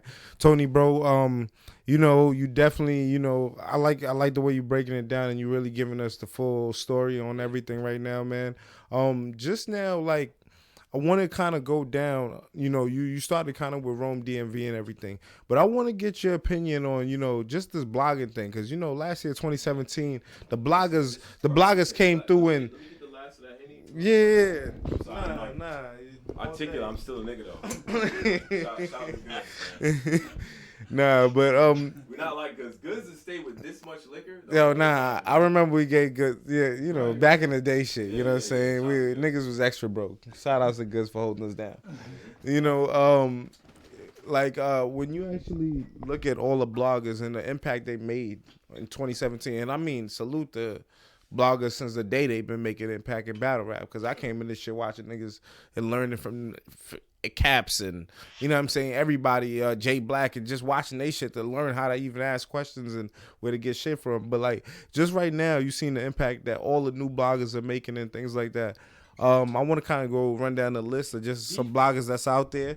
Well, yeah, beefs, wars, everything that's going on. But you know, the entertainment though, they bring entertainment. You know what I'm saying? Shit getting crazy sometimes. Niggas get caught up with battle rappers responding. You know what I mean? All of that shit. So all types of shit. So I'm gonna throw out some names and we just break some shit down. Can I give a little what's the word? Preface? Yeah, nah. Do whatever you gotta do, family. You know what I mean? We out here, hip hop is real. See, they laughing at me, but if y'all saw knowledge right now, you okay? I can come up here and we can chill. You sure? Nah, I get you. No. Yeah. All right, so man, let me. Yo, shout out to Edgar Ramirez as well. You know what I mean? Word. Man. Tony Blaze. You know what I mean? Tony Blaze. That's kind of fire. I don't deserve. There's only one Blaze, and that's Johnny, and that's Method Man, rapping out here like he the fucking man. I'm gonna throw out. Oh yeah, go ahead. Oh, he said Blade. Oh, like Wesley Snipes. Fuck you, man. My hairline better than that. Fuck you. Nah, them niggas say you shit extra crispy. Oh, that's fresh. They're like, damn, this thing got his shit right. Well, yeah. All right, no. But let me. All right, I'll just do the preface here. I just think my views on blogging and bloggers has changed. Right. I said before the holy trinity of blogging and me was Chris unbiased. Now, who if he's not guilty, let him go. But if he's guilty, throw away the fucking key. Fuck him if he's guilty. I shook your hand, bruh. We chilled together. If you did that shit, fuck out of here. If you didn't do that shit, let him free. Like, you know, whatever. But yeah, anyway, Chris Unbiased, Caps, and Jay Black. Now, they might not have been the first, but they made this shit cool. Jumping in front of what Caps used to do, jump in front of the camera, and they all did shit in different ways that made them like crazy. Jump in front of the camera, one take, one shot of espresso, dead on for 10 minutes. I can't do that. Are you kidding me? Jay Black, reaction god, like perfect, like that was perfect, bro. The way you broke that down, that's how I would break it down. Like funny, personable, knowledgeable, and like kind of make this shit cool. Like it's funny, it's lighthearted. Chris, just yo, bruh, back in the day, vintage prime Chris, like whatever was the guy's name, Bob Woodward, and all them was doing back in the day, during the Nixon administration. Like he's winning a Pulitzer. Like he's giving you all the best shit. He's giving you behind the scenes content. He's giving you stuff that everybody's not privy to, and he's presenting it in a way it's concise. He's calm, collected, and has a way of speaking that people really connected to. So those three are the holy trinity to me. I think people kind of come from the cloth of one of them, right? Like like if you trace sort of the lineage, I guess, of the newer bloggers, I think a lot of people imitated what Caps did. I think a lot of people imitated what Chris did. The weird shit is that people really didn't go after the Jay Black lane though. Like people didn't try to do that. And I think his method was a little bit different. I think there's several mini Caps. I think there's some mini, you know, Chris and I don't mean that as a slander, but I could tell you got some sauce from what they was doing. Shout out to Mac Mel, but fucking yeah, I could tell you took a lot of energy, a lot of influence from them. But I think, you know, it got dope. And then it hit like its apex once battlers started to be like, well, angry fans said, oh, Jay Black, word, you said that? Fuck out of here. Oh, Chris Unbiased. Then they started to be in the bars. Now you're a part of the storyline. So that's when it really broke through. And that shit was crazy because it's like, so these guys are pundits. And I know a lot of y'all thought this way because I'm going to keep it dead real. So these dudes are pundits talking about battle rap. I don't know if none of them can rap, but they talking about it and they get mentioned with the shits. They're part of the culture. That automatically, for a lot of people, makes them want to turn the camera. VA Rome got mad. Rome DMV killed, bars, right? I was like, damn. Rome Cornette, Sherlock Rome. That's my boy. You know he's Jim Cornette for real. But fucking damn, I was gonna say so yeah. So that was one thing. But I kind of felt like, you know, somewhere along the line, blogging became adversarial. And the things that we remember about blogs become the attack blogs. When, you know, the man, there were some epics, right? There's some that I still like, the Caps, Chris Unbiased beef. Whoa, but they were both at the same level, and it made sense. Then it started to become, you know, I don't like your opinion, so I'm gonna try to come after you for your opinion. Like I don't even know when it started to be super personal. And unless you saying, well, you know what, people started to see, because there was people who started addressing the toxic shit about bloggers because a lot of rappers hated the bloggers, right? Because they were saying shit that maybe they wouldn't have heard otherwise, right? So the DVD guys never had the bloggers around and all this. And it's just like mainstream hip hop. Could you imagine Twitter and social media back in the 90s? What? Like, you know what I'm saying? But now we have that type of apparatus that responds to what they're doing in real time, gives your opinion and all that. So then it gets to a point where it's like, man, like nah, let me attack him. You know what I'm saying? I think the first person, I rock with Piper Boy. When Piper Boy came at Caps, it was like, ugh. But I remember that shit. You know what I'm saying? But he was like, yo, He was coming at Caps. You go with that nigga, Caps? Minute. Caps, you go with that nigga? But see that, but see blow you that nigga the fuck up. exactly what you doing. Exactly. Go at Thank you. Exactly what you Know what I doing. mean? I'm just letting you know. When you get enough of them phone calls, when you get enough of them fans, whatever, right? And then you start to be like, oh, fuck this nigga. And then they start to get a following off of tearing you up, right? So that was the first installment of it. Now, since then, Piper Boy has proven that, like, he has talent, like he has substance. He still covered battle rap throughout all of that, right? So now you get to this new generation. And now it's other people that I didn't mention in there that I think is dope. Corey, Do, like there's some people that actually really do a great job of blogging. Straight up. That fly under the radar in the culture for whatever reason. It's some really, really dope. Low and Mo, like fire. But you have the new generation of people who said, I'm going to be adversarial. I'm going to talk. I'm going to get my name up by exposing. Exposing is being used wrong, by the way. I don't like, you can't expose me with my content. How can you expose me with my content? I don't understand. What are you doing? Their whole channel's dedicated. They dissecting your content to find out the hidden truth. To do what? The hidden truth. Okay, so they're stealing content Conspiracy, to find the hidden truth. Illuminatis of battle rap. Yo, get that Maya Angelou bullshit out of here. The battle rap. Just because you say it in a spoken word voice don't mean it hit. Like, I don't know why they're exposing. Like, nah, we good. But no, you had these bloggers who became adversarial toward other bloggers and stopped covering battle rap. And now there's a whole contingent of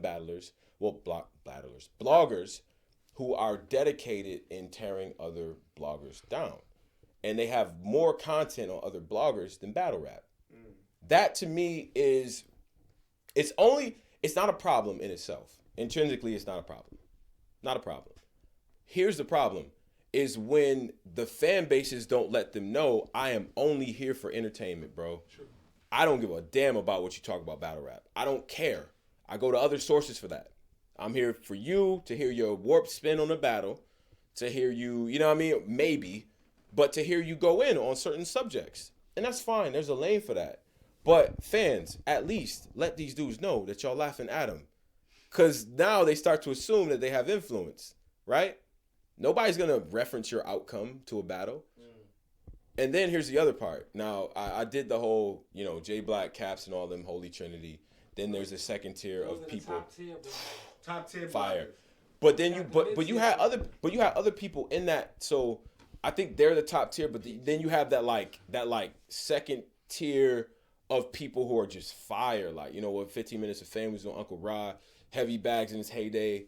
You know what I'm saying? Like, fire, great content, whatever. Like, they weren't top in my head, but they were coming with great content all the time. Direct, like Rap Grid, like they had some shit. Y'all like some shit. But I consider y'all a little bit different. But in that punditry lane, there were some people who were very, very good. Then you have the attacker lane. And then below that, there's the attack. And I'm not even going to really focus on battle rap. I just want to kill you. That lane. So it's different tiers, and there's a heavy correlation between that tier and who goes to battles. Check that out. Check that out. And if you're a blogger who does the attack a blogger thing and you don't go to battles, I don't respect you. I'll say it again. If you're a blogger who attacks other bloggers and you don't go to events and no one's ever seen you at events, and you never been on camera, and no fans have ever debated with you in line, I've gotten killed by some fans in line. You said Tay Rock beat Sharon? I remember that. Y'all killed me. Why do I remember that? And why do y'all remember that? It's on camera, because I documented it. Some of these people you never even seen outside interact with another person about battle rap. And it's real easy. I'm sorry. I'm starting to feel away. But it's real easy to do that when you're in a vacuum and it's just you. So, go ahead, bro. Yeah, like kind of you saying that right there reminded me. I don't know. I hope I'm right on this right here. Like, I remember one event. I don't remember exactly which one, but I think I remember seeing like a whole documentary type shit on Angry Fan shit. You know what I'm saying? And I was like, oh, Cap's on some new shit. Wait, oh yeah, it was a gnome joint. Yeah. Gnome, and I did love that. Yo, I was like, that's when I was like, who the fuck is doing this shit right here? And it was kind of dope to see like just that expression. I'm like, yo, that's dope. He caught a good, you know what I mean? I like the way that, and you put like everything into it, the play, all the interviews, all of that. It was, to me, I was like, yo, that's dope. You know what I'm saying? That was dope. That was you? Yeah, that was. Yo, salute to you, man, because you know me, I'm just watching this shit. I'm like, yo, that's definitely dope and everything like that. But staying on the blogger topic, man, I wanted to go in. Oh, we want to go down the line. Yeah. Really want that was my preface. Damn, that was a long preface. I really want to stop. do that? You gotta stop my round. Yeah, we're gonna do that. Nah, I'm gonna go the first person. I'm gonna go with. Okay, go ahead. Can I do some ground rules? Yeah.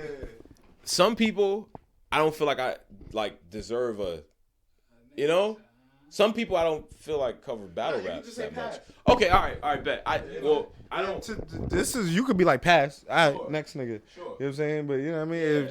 But I'm gonna start off with cause I seen a lot on the lives, Battle Truth. You know what I mean? All right, let's start with I seen Battle Truth name a Now, lot on that. So what up?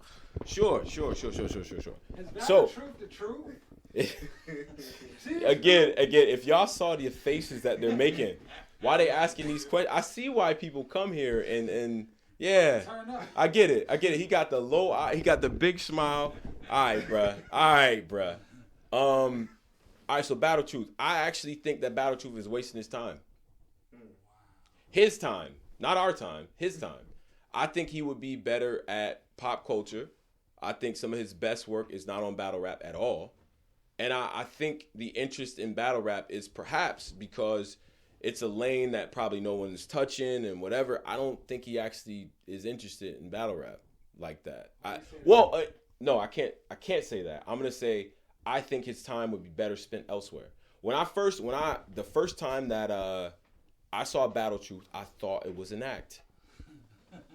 I did. I thought it was a dude who was like, whatever, who was like, I'm gonna put on this wave cap, I'm gonna put on this judge shit, and I'm gonna just go off. Entertainment, pure entertainment. I'm like, I don't know what, but I thought it was a parody when he was saying certain battle outcomes and whatever, I wasn't mad. I was like, this is a fire parody. Now sometimes you make some really good points. I can't do them like that. But keep in mind, early on, I thought it was a parody. I thought at the end of the welcome to Battle Truth, it's my point of view. It was a dude that's like, my name is Gerard and I work at the bank, and like it was a regular dude under there, right? But it wasn't. And I found that out on the show, and I was like, whoa, he's dead ass serious. Like he's really, you know what I'm saying? Which is, I mean, that's fine, but it changed my vision of him. Now, early on with me and Battle Truth, and I think there's a couple reasons why we clash. First of all, different types of personalities, or the same in some sense. Both stubborn, both like our own thoughts, both think that we're right, and both willing to debate to the death about what we think, right? Different style, and I think sometimes we both read each other as condescending. I think that he's incredibly condescending because I don't know how a guy that ignorant about something could try to convince you your opinion is wrong. That's what I'm like, I can't do that. And I never did that on the show. I don't want to convince you your opinion is wrong. Your opinion is your opinion. I can pick apart certain detailed comments that you might make. But if you're short of those and yet you're trying to tell me that your opinion is correct, that I have a problem with that. One tactic that he would use is everybody knows. Everybody knows. That's not an answer to me. You got to tell me when K-Shine choked 4 times in a row. I don't know that. I'm asking you. But me saying that in the way that I'm saying it is like, yo, you trying to call it like you talking down to me. You know what I'm saying? You're questioning my intelligence. And he strikes me as the type of guy, and this is not a diss. God damn, I don't want this to be a diss. Mm-hmm. It's not a diss. He strikes me as the type of guy who's been ridiculed for the way that he talks. Mm-hmm. And has said to himself, I have great ideas, but the way that I talk is being ridiculed and is stumping on the way that I talk. I'm the polar opposite. I'm very precise with the way that I kind of word stuff. That's probably why I get, it gets me in trouble. But he doesn't do that, right? So, and me, I think that kind of rubbed him the wrong way. He would come on the show. Honestly, when he would come on the show, the weird part is he thinks I always didn't like him. He was attacking them. Bro, there were times where he would come on the show. Before he came on the show, Cat's like, we got Battle Truth. I'm like, yo, it's lit. Because it's different ideas, completely different opinions. Of course he's going to go off the handle. He didn't actually start getting crazy until later, because this is the other thing I realized about him. He took this shit personally. He took it very personally, and he carried tension from show to show to show. You notice with me, Posey, and Caps, I'll get destroyed. You can go to our videos now. They're like, yo, Posey cleaned you up. Me and Drizzy just had an argument on the show about hip-hop, and Drizzy destroyed me. He killed me. Some of those are my favorite segments, but I don't carry that show to show. I don't wear that in my chest. But I felt like he kind of felt, that he was kind of carrying that tension, man. And I was, but here's the other thing about the teaming up. I'm glad you said that. You got all the good Battle Truth talking points to team up. First of all, there are times, and even in his blogs, where he refers to Drizzy as Polo, Posey as Polo, me as Drizzy, and me as Posey. He literally thought we were one nigga with 4 heads. I have no idea sometimes what he's saying. I'm like, I didn't say that. This nigga said that. Like, so, and part of that's probably the audio, whatever. But I do feel like he kind of did that to us, so he lumped us on the same. But if you go back to the show, there were times when he was on where I'm like, yo, that's a good point. Damn, I hate to agree, but that's a good point. I hate to agree only because we disagree a lot of times on a lot of shit. But he would say stuff, I'm like, that's a very good point. Initially, did you think he was knowledgeable about battle rap when he was on the show? I give everyone the benefit of the doubt. You know what I mean? And I'm like, yo, so, you know, okay, let's get to, how do I want to do this? I'm going to say the good things first, because I wasn't mad that he said he started watching battle rap in 08 or 07 or something like that. I wasn't mad at that. I wasn't mad at the fact that he said I only watch certain stuff, right? I wasn't mad at that. That didn't bother me. What bothered me was when you position yourself as a judge of something, right? Many judges were often lawyers once. Like being a part of that profession is a practice, right? So like words mean things. So when you position yourself as a judge and you're the truth, you're the authority, you're supposed to be well read on certain subjects. Mm-hmm. So that's when I kind of realized, well, you know, he's calling himself that, but it's not really about battle rap. You know what I mean? Like he kind of feels like I come at it at a certain angle. I'm a real dude. He says it all the time, which I'm actually kind of surprised fans let him get away with bragging about himself as much as he does. Because for a guy who thinks he's smart, he really tries to remind you he's smart in every blog. It's crazy. But he comes off, he says, you know, I'm real. I break things down in a real way. I bring a real perspective. I'm cool with that. But when you start talking battle rap, X's and O's, you know what I'm saying, really start breaking stuff down, I just always felt like his descriptions and things like that were kind of lacking in substance. It's like, where the meat and potatoes? Tell me the bars. Tell me the, you know what I'm saying? And it's like, bro, if you're going to just say, yo, I only watch certain shit, and I only been watching since 08, and I'm not really a student of this shit, because he get on us about being nerds of battle rap. Wow, I mean, 30 blogs in 2 weeks, right? Like, but nerds of battle rap, right? But working. I mean, it's that's what he wants to do, cool. But it's just certain narratives they start to not add up after a while, right? But the whole battle truth is not telling the truth of battle rap. I don't think it's that. I think for me as another person in the field, the way that he's doing his punditry, I think a lot of it is conjecture. I think a lot of it has nothing to do with actual bars. I want to hear him break down the bar. Tell me why you think that was trash or whatever, right? And then we in AFM we press our fans the same way, and that's why I was like, damn, have you ever heard the show? Because we destroyed fans for the same thing, or they've destroyed us. Like, yo, I ain't really watched that. Yo, if you really listen, whatever, I get cooked by fans. I don't mind. And I didn't have a problem with him on the show because I liked the shows that he was on, especially initially. You can hear me saying, yo, that was a good point. Yo, he cleaning you up, Drizzy. Oh, okay. And even all of us, sometimes Polo and him would be on the same team on some shit. Sometimes Drizzy and Battle Truth would be on, like, especially with the Midwest, him and Drizzy used to kill us on that. Facts. Like, so I just think when you position yourself as an authority on something, when you try to come off like, you know, you have the answers on stuff, and a part that I think that he does that people probably don't see or don't ridicule him for, they sit here and they say, you know, like, damn, son, I just disagree with you. Why you killing me? Like, oh, you just ain't from the streets. That's why you saying that. Wow, that's a little bit of a stretch because I said so-and-so lost and so-and-so won. It's kind of crazy. That's a personal attack. You don't know me, right? Mm-hmm. So when you start to dig into that territory, it's ad hominem. When you have an ad hominem attack, it's like every blogger, battle rap is watching. This live, right? Yeah. Battle True. Fire. Rome. Killing me. Yo, so they killing me. Now, killing me. We got through. With but wait, no. One more thing. Kill Battle True. I'm not gonna. I'm just joking. Salute the Battle True. Is he for entertainment or is he for good information? I think he'd be wasting his time if he tried to jump in the information lane. So he's good because he's in. Nigga, have you ever rolled up a blunt and watched Battle Truth? I fucks with Battle Truth. Nigga, no. No. I don't. Hold up. Time out. That's just real nigga shit. There's certain shit. There's certain shit that he said. Like, okay, that's just some real I'm like, shit. he might have mispronounced the word wrong.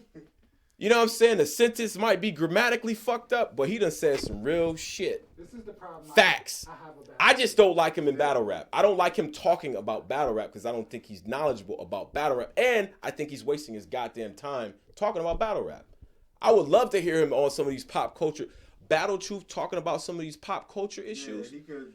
You got this brother Tyrese. Tyrese talk about some casino shit. Tyrese talk about some what more can I do? Like you know what I'm saying? Like hearing Battle Truth break that shit down would be funny. I just don't think. I think when he positions himself as an authority in battle rap, it fucks me up. It just does, because I know he's not well read like that. I know that he's not watching guys up and coming. He waits till they get to the big stage and like whatever.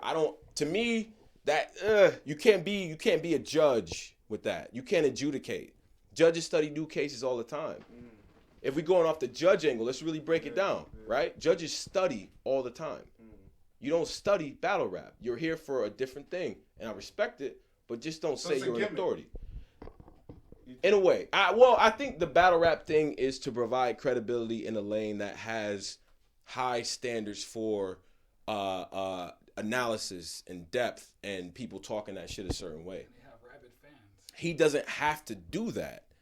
He doesn't have to do that. He could be big and just entertainment. But go ahead, bro. My bad. So Battle Truth, yeah, good. Wasting his time. I think he's great. He's entertaining in his lanes when he's not talking battle rap. But the problem I see with Battle Truth is I got my opinion. Let me get that hit, man. Jesus Christ. Thank you, sir. Appreciate it. as people in the loop that know the truth, what he's saying to his audience sometimes is not the truth. And that's the problem I have. So I think it's entertainment. So you come across as this is what it is, and this is what they're doing, and the contracts. But some of the stuff you're saying is not true. False. You know what I'm saying? Because we know the truth. Yeah. If you know the truth, you know that's not the truth. Here's what me and you have in common. We're in the field, right? And we'll use this Battle Truth part to talk about being in the field. It's just like, yo, god damn, Tony Bro's a hoe and all this other shit. It is cool. But my thing is, like, I've never seen you has anyone seen him at a thing, at an event, at a function? You can take an Uber to Black Ice. I've never seen you there. You had a lot to say about the situation. It's fine. It's well within your right to do that, but come to a battle, bro. And here's the thing about coming to a battle. It only helps your content. So, like, remember that time when New Jersey Turk fell, right? And Trez freestyled about it, and we all went crazy. People was watching that at home like, why they go crazy about that? You could be the guy to tell them, man, could you imagine that? Again, I'm like, it's weird because the stuff that he does well, he does really well. Would you imagine about you, man, that brother got on the stage, that stage just fell. Wham! And it'd be funniest. Y'all, they dying back here. Funniest. Battle Truth, I can't even do it justice. But if he in the building. Reaper does a good impression on Facebook. Yeah, it's like an Uncle Ruckus type of does a good impression thing. Yeah. But no, I think he's just wasting his time. And I think. Entertainment. Yeah, he's entertainment. All right. He's cool. All right, moving And I don't want on. to fight you either. Jesus Christ. Salute the Battle Truth, though, nonetheless. You know what I'm saying? He out here working and pushing battle rap and talking battle rap. So that's just still good for the culture. The next person I want to talk about is somebody who's been very controversial in the game and who's been putting in, a lot of work and going in, and is Piper Boy Williams. You know what I'm saying? Yeah. Very controversial and out here, but Piper Boy, he's just a blogger. You know what I'm saying? So, I love that. You know what I'm saying? Let's get it. You know what I mean? Yeah. Piper Boy. So Piper Boy, I actually didn't like him at first because my first experience with him is him just like making blogs about caps. Now he was killing caps, but at the time you really couldn't tell me shit. Like, you know what I'm saying? Like caps is that dude. You know what I mean? It was Capster and Tim, but then it was like, okay, even after that he was talking shit. So I didn't really like him at first. But I started to respect what he was doing because he was connecting in a different way, and there's no bells and whistles with what he does. But he articulates himself very, very good. He's very concise. His editing is funny. That little voice in the back of that little voiceover, Yeah, nigga, you can't read, nigga. Like, I be That sounds like you. shit like that. Yo, one time I kind of was like, this nigga coming at like that weird like smoke a blunt like emotional blogger bullshit. Hey, bro. He like, is he coming at me? Like, yeah, nigga, I don't know. Like, it kind of sounded like me. I'm like, you kind of sound like me, and it sounds like that's what I would say to you. But no, I respect what Piper Boy does in terms of blogging. I think you know, he has some really good blogs. He has some good material. He did good promotion. I think he innovated in a lot of ways, in small ways, in subtle ways that people don't even know. The comment rate was right. Like, I don't even know how to say it like he does. It's one word when he says it.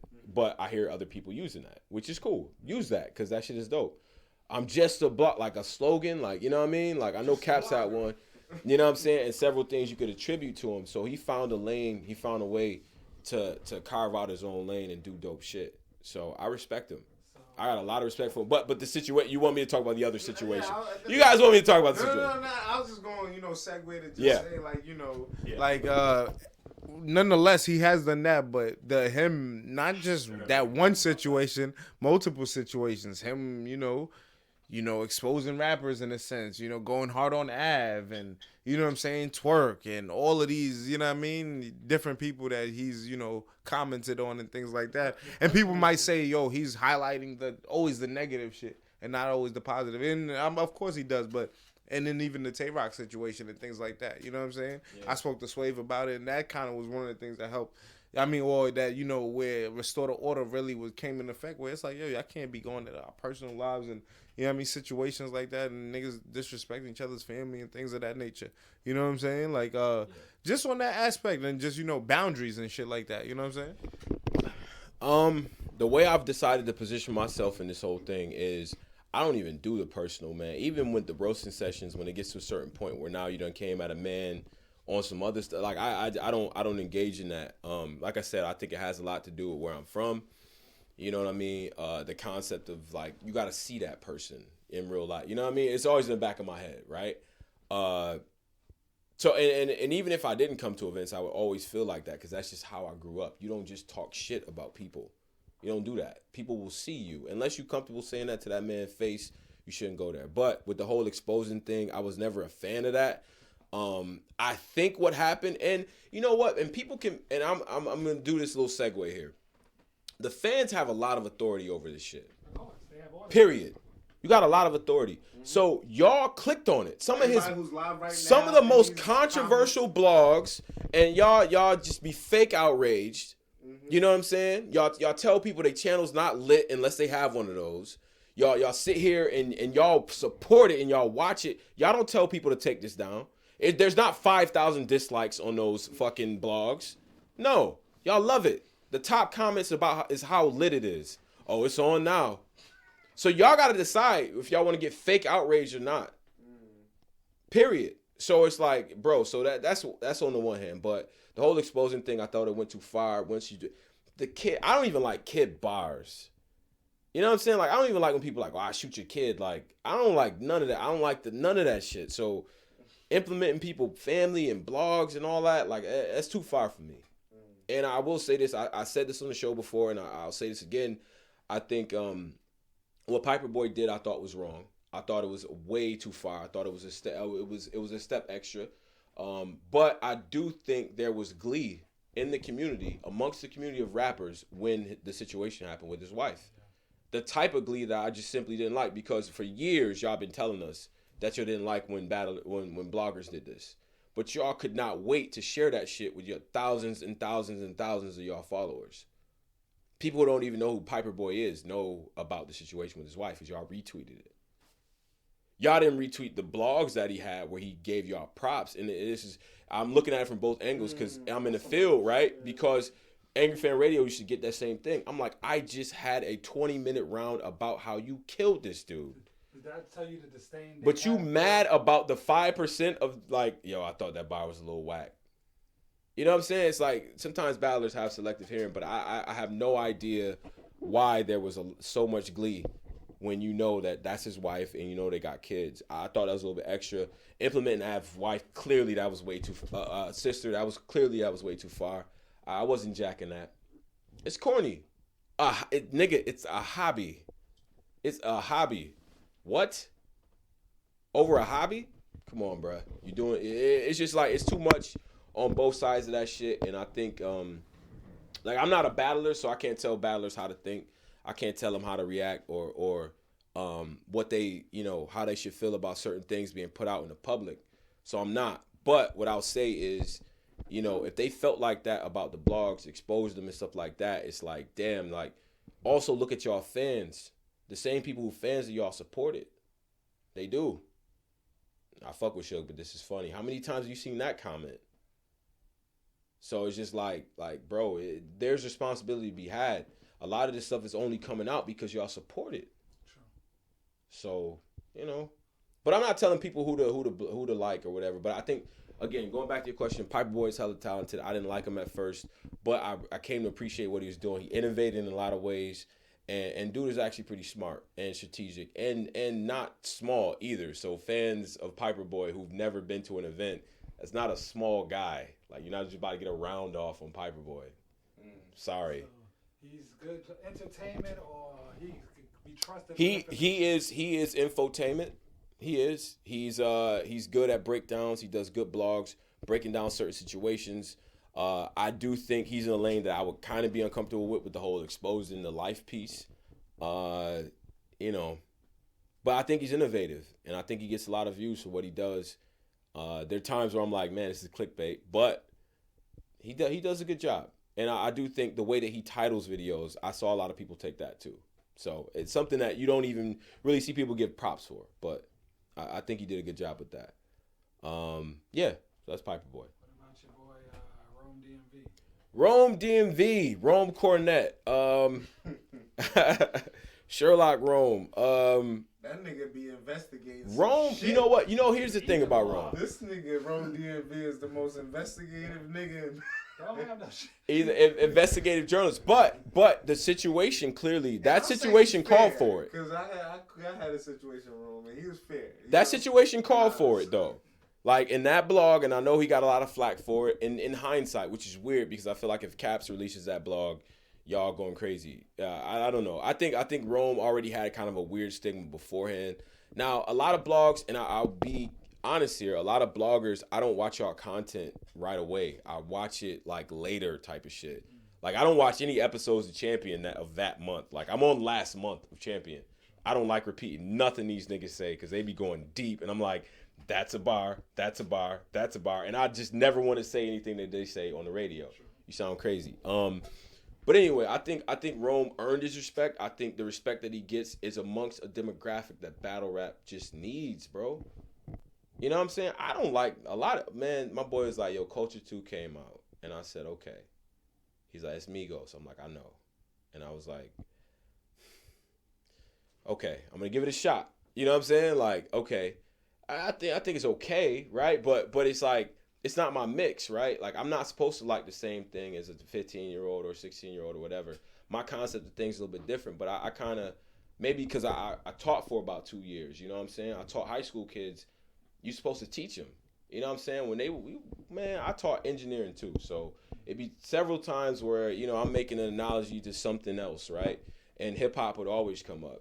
And, just in the course of speaking or whatever, just so, because I'm relatable that way.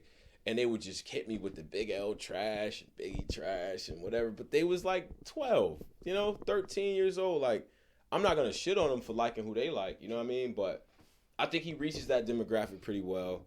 I think he does a good job of being on the scene. I think for a guy, like, he's out in the field. So for whatever people want to say, people hate him, whatever, he's there. He's in the field, bro. Is he biased? Hell yeah, he's biased.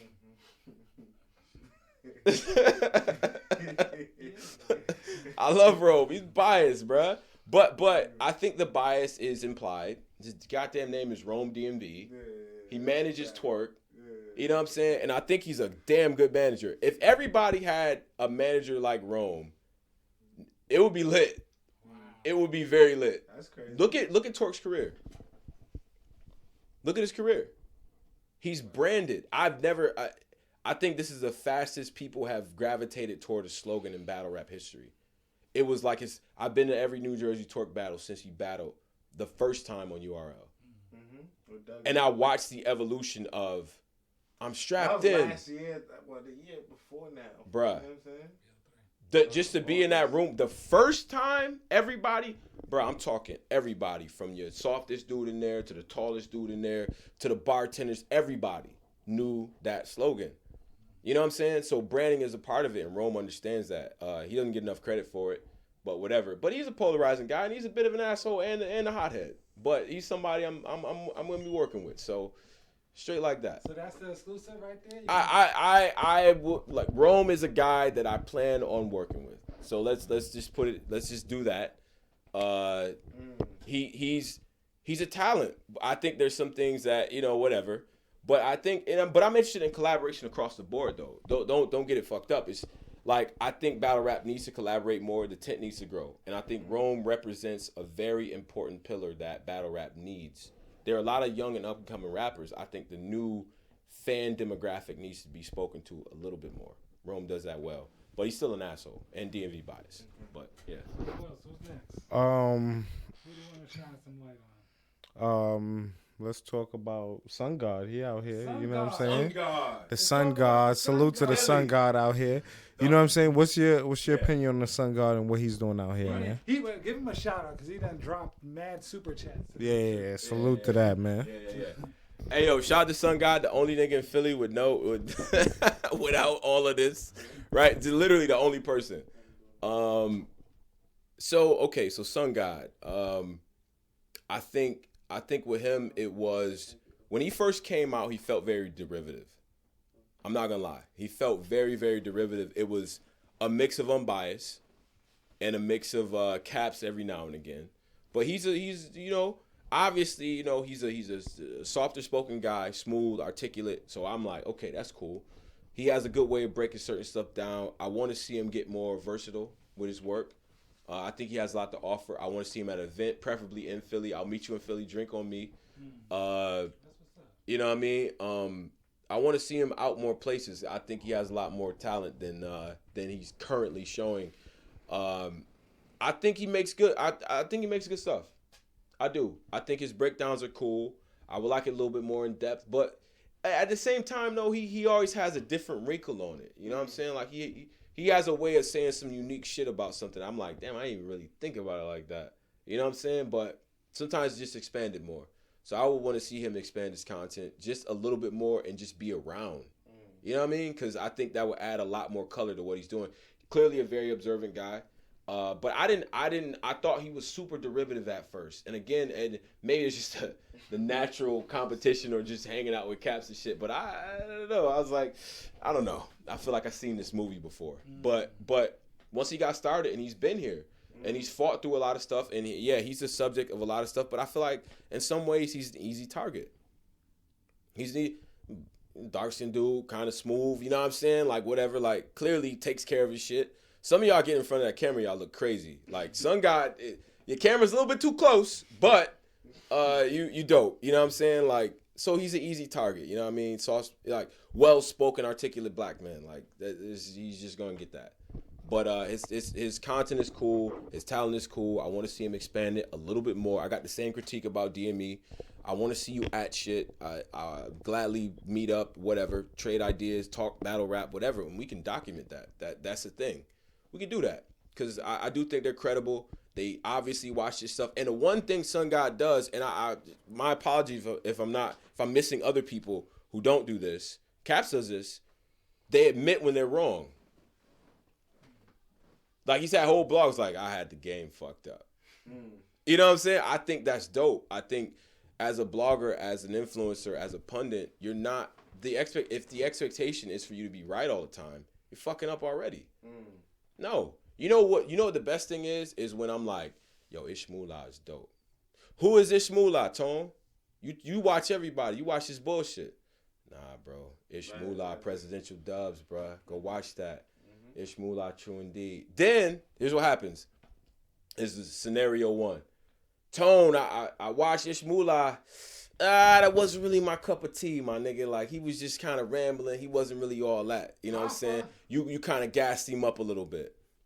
So that's reaction number one. Reaction number two is, shout out to Math. Reaction number two is, nah, Tone, that nigga's dope. That nigga is nice, son. I watched him versus True Indeed. You know what I'm saying? I watched that. The niggas was going at it. Two Hispanic niggas, whatever. And I'm like, okay, so both of those reactions is the same to me. You know why?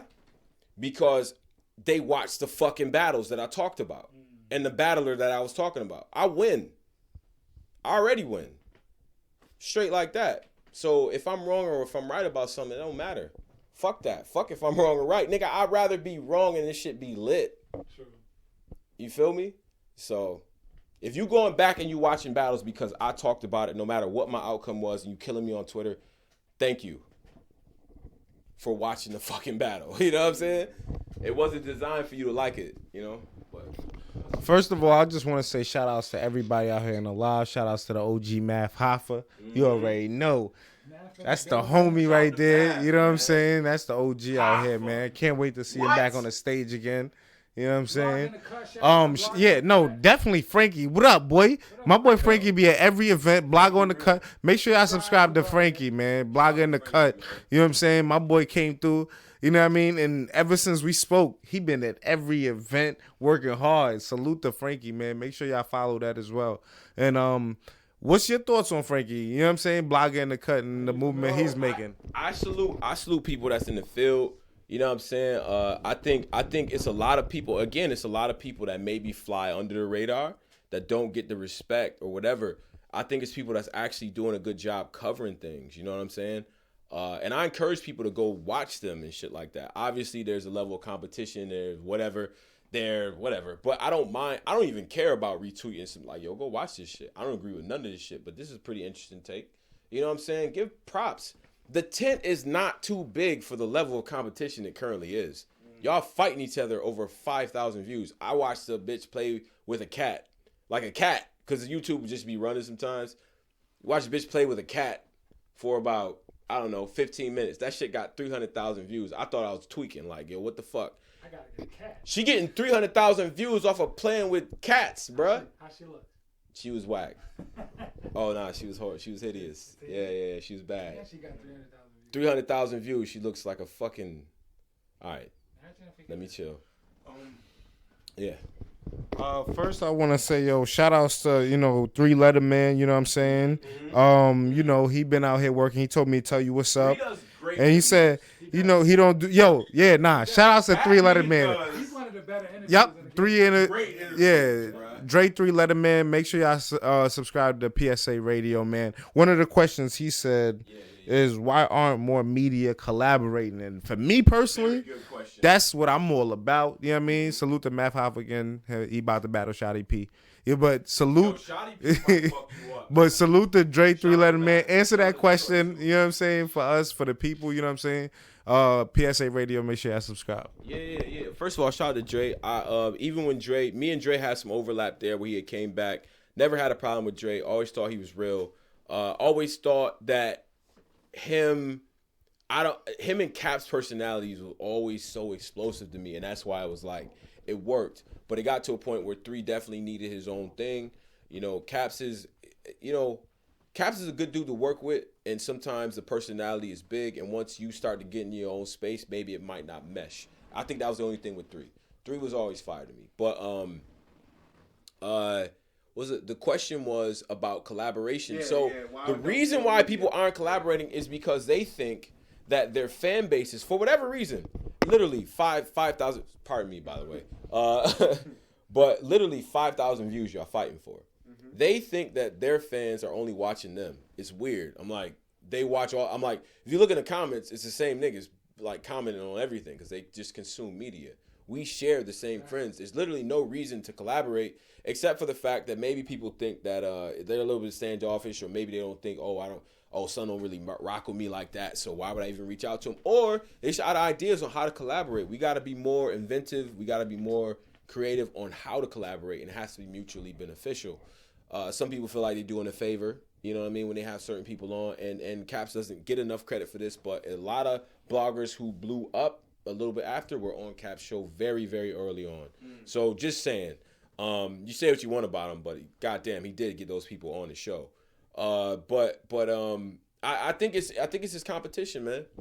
It's just competition. It's crabs in a bucket and in an echo chamber. There's a lot of blogger megalomania, especially with this new media. Like, bro, you only get 100 views maybe. Why do you think there's a conspiracy to stop you?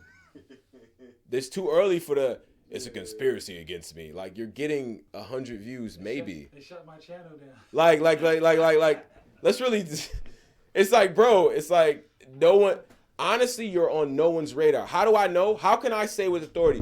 Let me take these fucking glasses off. How can I say with authority that no one cares about you and what you do? It's because I'm fucking there at the events. And no one ever you don't even come up. If I bring you up, they'll be like, who the fuck is that? Straight up. You're not on the radar yet. Nobody has ever said, Cap said, blah, blah, blah. Jay Black said, blah, blah. If no one's ever done that, nigga, you're not on nobody's radar. You have a fan base, a core fan base that you need to grow, to extend, collaborate with people, show the difference in opinions. Because I guarantee, even though Battle True probably hates those sessions, he gained a lot of fans off of that. Because people actually agree with him. And that's cool. Let's do that. Let's cross-pollinate. Let's do things. Let's add things to the culture. Let's grow the fucking tent. It's a giant echo chamber. Our media, there are other things there are other scenes, if you will, that do way better in terms of their own media that covers them. Way better than us. And we need to grow the tent. Instead, we acting like we made it. Do y'all think that battle rap is the best it's gonna ever be? Because that would be the only reason to be like it is now. That would be the only reason for Blogger Wars. Because now the tent has grown as much as it's ever gonna grow. I know that's not true. I fucking know because again, I'm there, so I know that's not true. So. Do you think the One thing I just want to say, shout out to Kados Media, and so again, shout out to Math Hoffa, man. You already know. Shout out to Math. Do you think the Blogger Wars is strict, like the Vodafly issues? Do you think when the bloggers hear about that, they looking for that spot? They going for them. They like, let's get this guy out the way. You know what I'm saying? There's one less guy that can catch me.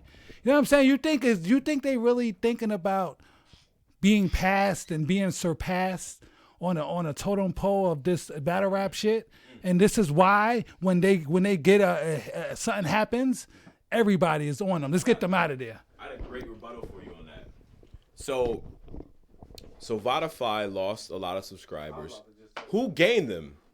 Who won out of that shit? So if Vodafy, do you really think if Vodafy loses all whatever 1,000 subscribers he has, it's gonna just go to someone?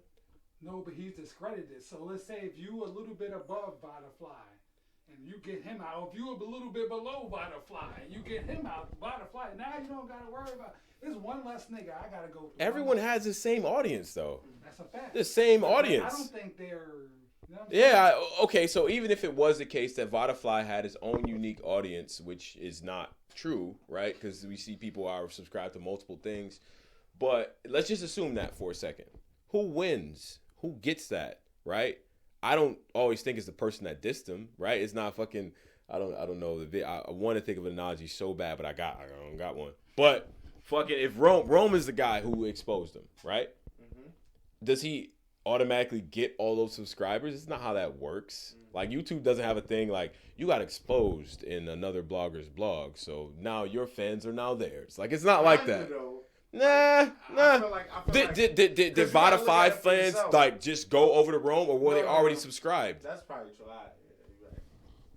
Right? But some motherfuckers will, like you said, unsubscribe and just rock with somebody because of a certain situation. So you got a dedicated fan, but what do you do with dedicated fans? What do you do? I mean, it's a question that I've asked about. How though? This is actually good. Now you get a whole in-depth planning. Like, I was using the project manager. How do you take care? I wish these were like fucking Clark Kent's. I mean, how do you take care of him? How do you cater to the dedicated fan while allowing room for the tent to grow and allow for the casual fan to think that this shit is not corny? Every time we attack each other, casual fans think this shit is corny. By the way, that's a fact. They do. They think that this shit is, no matter how hard I laugh at your blog, I still think you're a fucking cornball. They watch it. Yeah, but I watch that like I watch a fucking crime scene. Niggas watch World Star fight videos. Niggas will watch anything that will entertain them. Do I respect it? No. It's a compilation of niggas getting lined up for out of nowhere. Sucker punches. Like, the fuck you mean? I might watch it, but am I saluting that? No.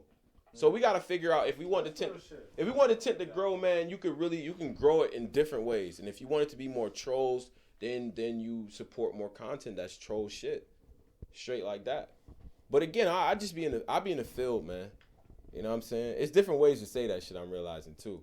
When I say I be in the field, niggas be like, a word, like it's on like word, or like nah, I'm in the field. Like I'm really there. I'm really at the event, so I see the cultures. I see what people talk about, what people go crazy about, and guys grinding to become who they gonna become. Mm-hmm. So let's just add other shit to it, man. I'm bad. Nah. You saying it real, because I'm not gonna lie. They hate me up there, Nah. It's all love. It's all love. Salute to everybody out there. Salute to J Biz too for holding it down on the moderation. You already know J Biz. You that homie. You holding it down. Salute to you, man. You know what I'm saying? Nah. Oh, it's the worst shit. Like, that's the corniest shit ever. It's all love up here, man. You know what I'm saying? But one thing, just being. Please take pictures of me and show it to people, especially bitches, because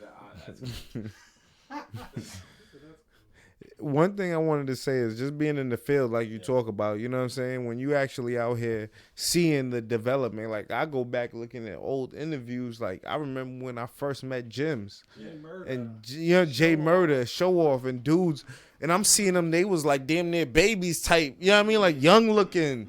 And now these niggas is grown men extra, like and they developing their sound and their career and building on their stock and things like that. So it's like, it's an ill thing, you know what I'm saying? Like just to see the years go by. But I was just basically, agreeing with your point and everything like that. But one thing I wanted to also get into, we got a chance to talk about the bloggers. The fans was been rocking with us for a minute right now, and we got 400 and plus people watching, and they really loving everything that's going on. But from the jump. Yeah. So they on it, man. A lot of the things is, what is Tony Bro going to do next? You know what I'm saying?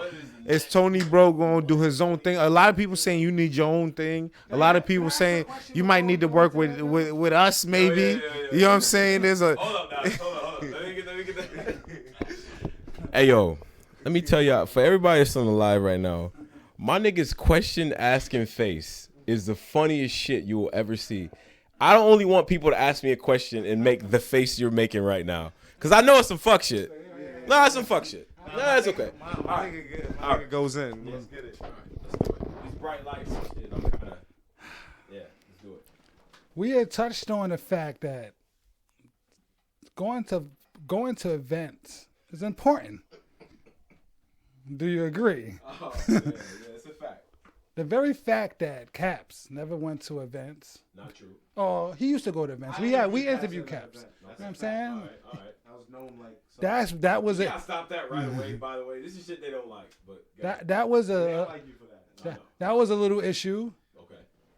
You go to events, Yeah. and that was the Band-Aid to me. That's what made it complete. The fact that you're not there anymore. Mm-hmm. What do you think happens to Caps? Yeah, Angry Fan Radio? Does it lose a little validity?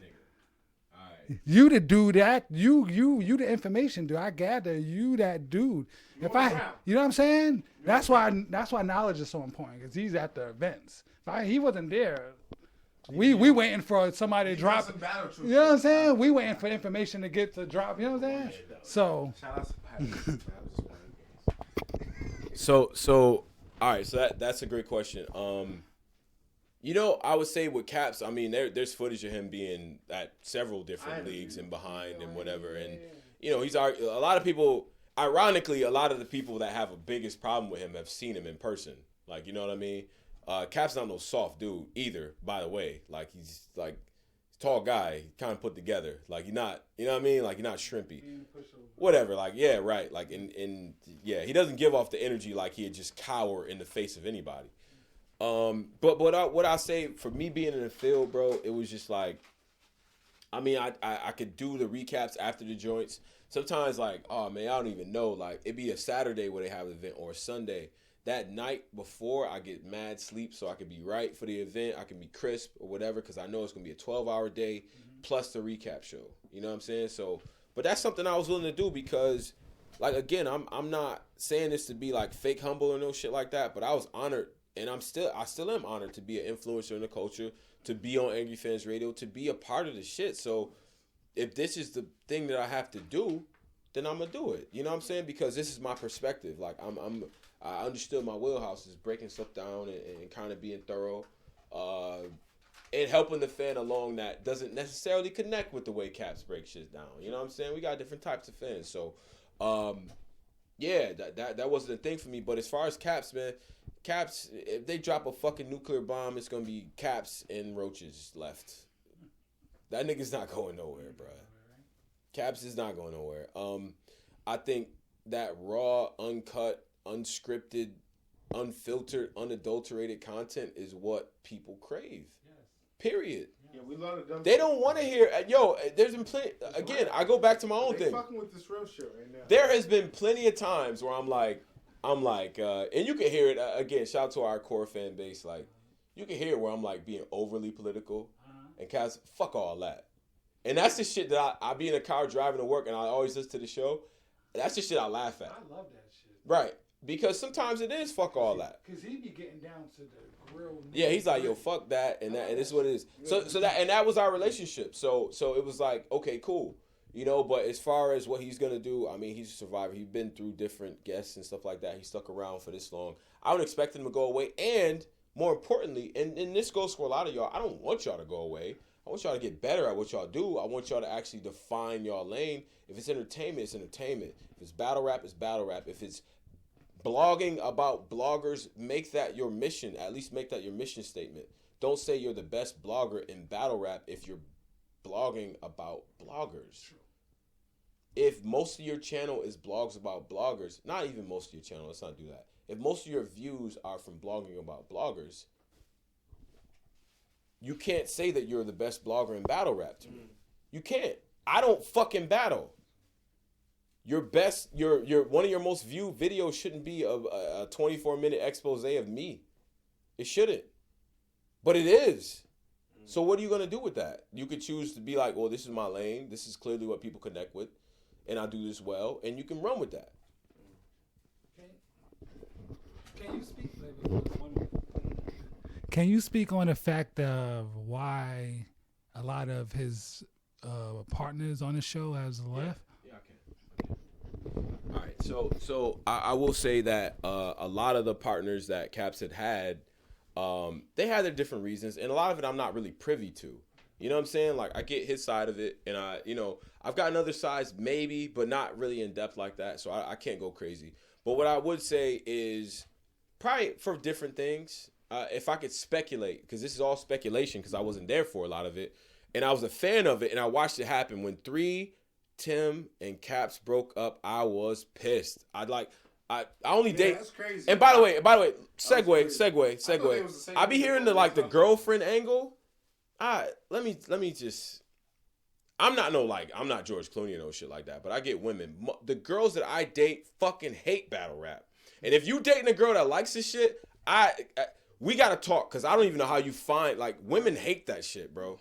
I used to have that shit on my ex. She'd be like, yo, turn this shit off. The only battle she fucked with was Official and C3. We gotta get to battle rap too at some point. But she loved that battle, and she loves QB because she be talking that shit to niggas. But my bad. But fucking he's like, yo, fuck out of here, Tone. Damn, what was I saying? As far as everything with Caps with the different co-hosts, I think everybody had their reasoning. I think with 3 and Caps, it was, bruh, we in a 2-door coupe, my nigga. We big niggas. You ever see 2 big niggas in a 2-door coupe? Yeah. Like, that shit ain't gonna work out. You know what I'm saying? And 3 has a big personality. Mm-hmm. You know what I'm saying? And it wasn't. I think fans get this mixed up and shit. It wasn't competition with them. It was more so 3 is also one of them dudes, man. You know what I mean? 3 has a big personality, a big style, and when it got to a certain point, it kind of became like when you and your little brother is together and shit. At some point, y'all both get way too old to be sharing a fucking room. Facts. We gotta fix up this basement. I need my own space. Facts. You know what I'm saying? My brother 2 years younger than me. Like that's exactly what we went through. You know what I mean? So it's that type of thing. I think with the other guys, with Blue, I don't really know the situation behind that. I know Blue went to go do his own thing. Henny, look, I don't want to make it seem like I have any bad words for Henny, but as a fan, I never really was into Henny like that. I kind of think, you know, like I didn't get the impression he didn't leave a mark on me. Like I didn't have so I didn't really see the big deal when he kind of left. Like I'm gonna be honest. I mean, whatever he's doing, I hope he's doing well, but that never really hit me like that. And then with Wing, that was a little bit different. You know what I'm saying? I think, you know, it was underlying shit there. And also she kind of wanted to do, you know, she did her own shit and stuff like that. And if that shit works out, cool. You know what I'm saying? Again, a lot of media I just don't watch because I don't like to steal shit. I don't like to say what you're saying and shit like that. So, yeah, so that's the thing with the co-host. And I think with me, I was there for 2.5 years. You know what I'm saying? The platform has been around since like 14, 15. So I'm the longest co-host.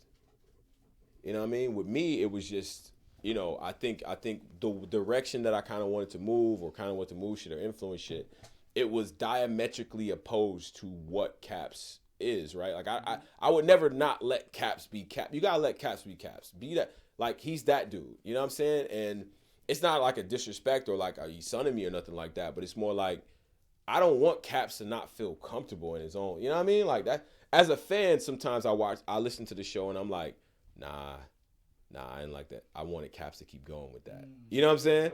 I had plenty of times where I was like, you killing this motherfucker. Keep going. You know what I'm saying? Like, or he's talking that shit. Keep going.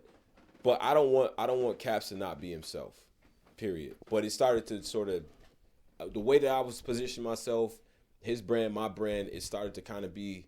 Maybe it was the people could probably use the Coop analogy that I used, the 3-letter man, but I don't think it was that. I think it was more so what Caps wanted to do with his future, with the direction of everything, and then him kind of being a little bit saucy, and me sort of wanting to get to a certain point with it and professionalism and stuff like that.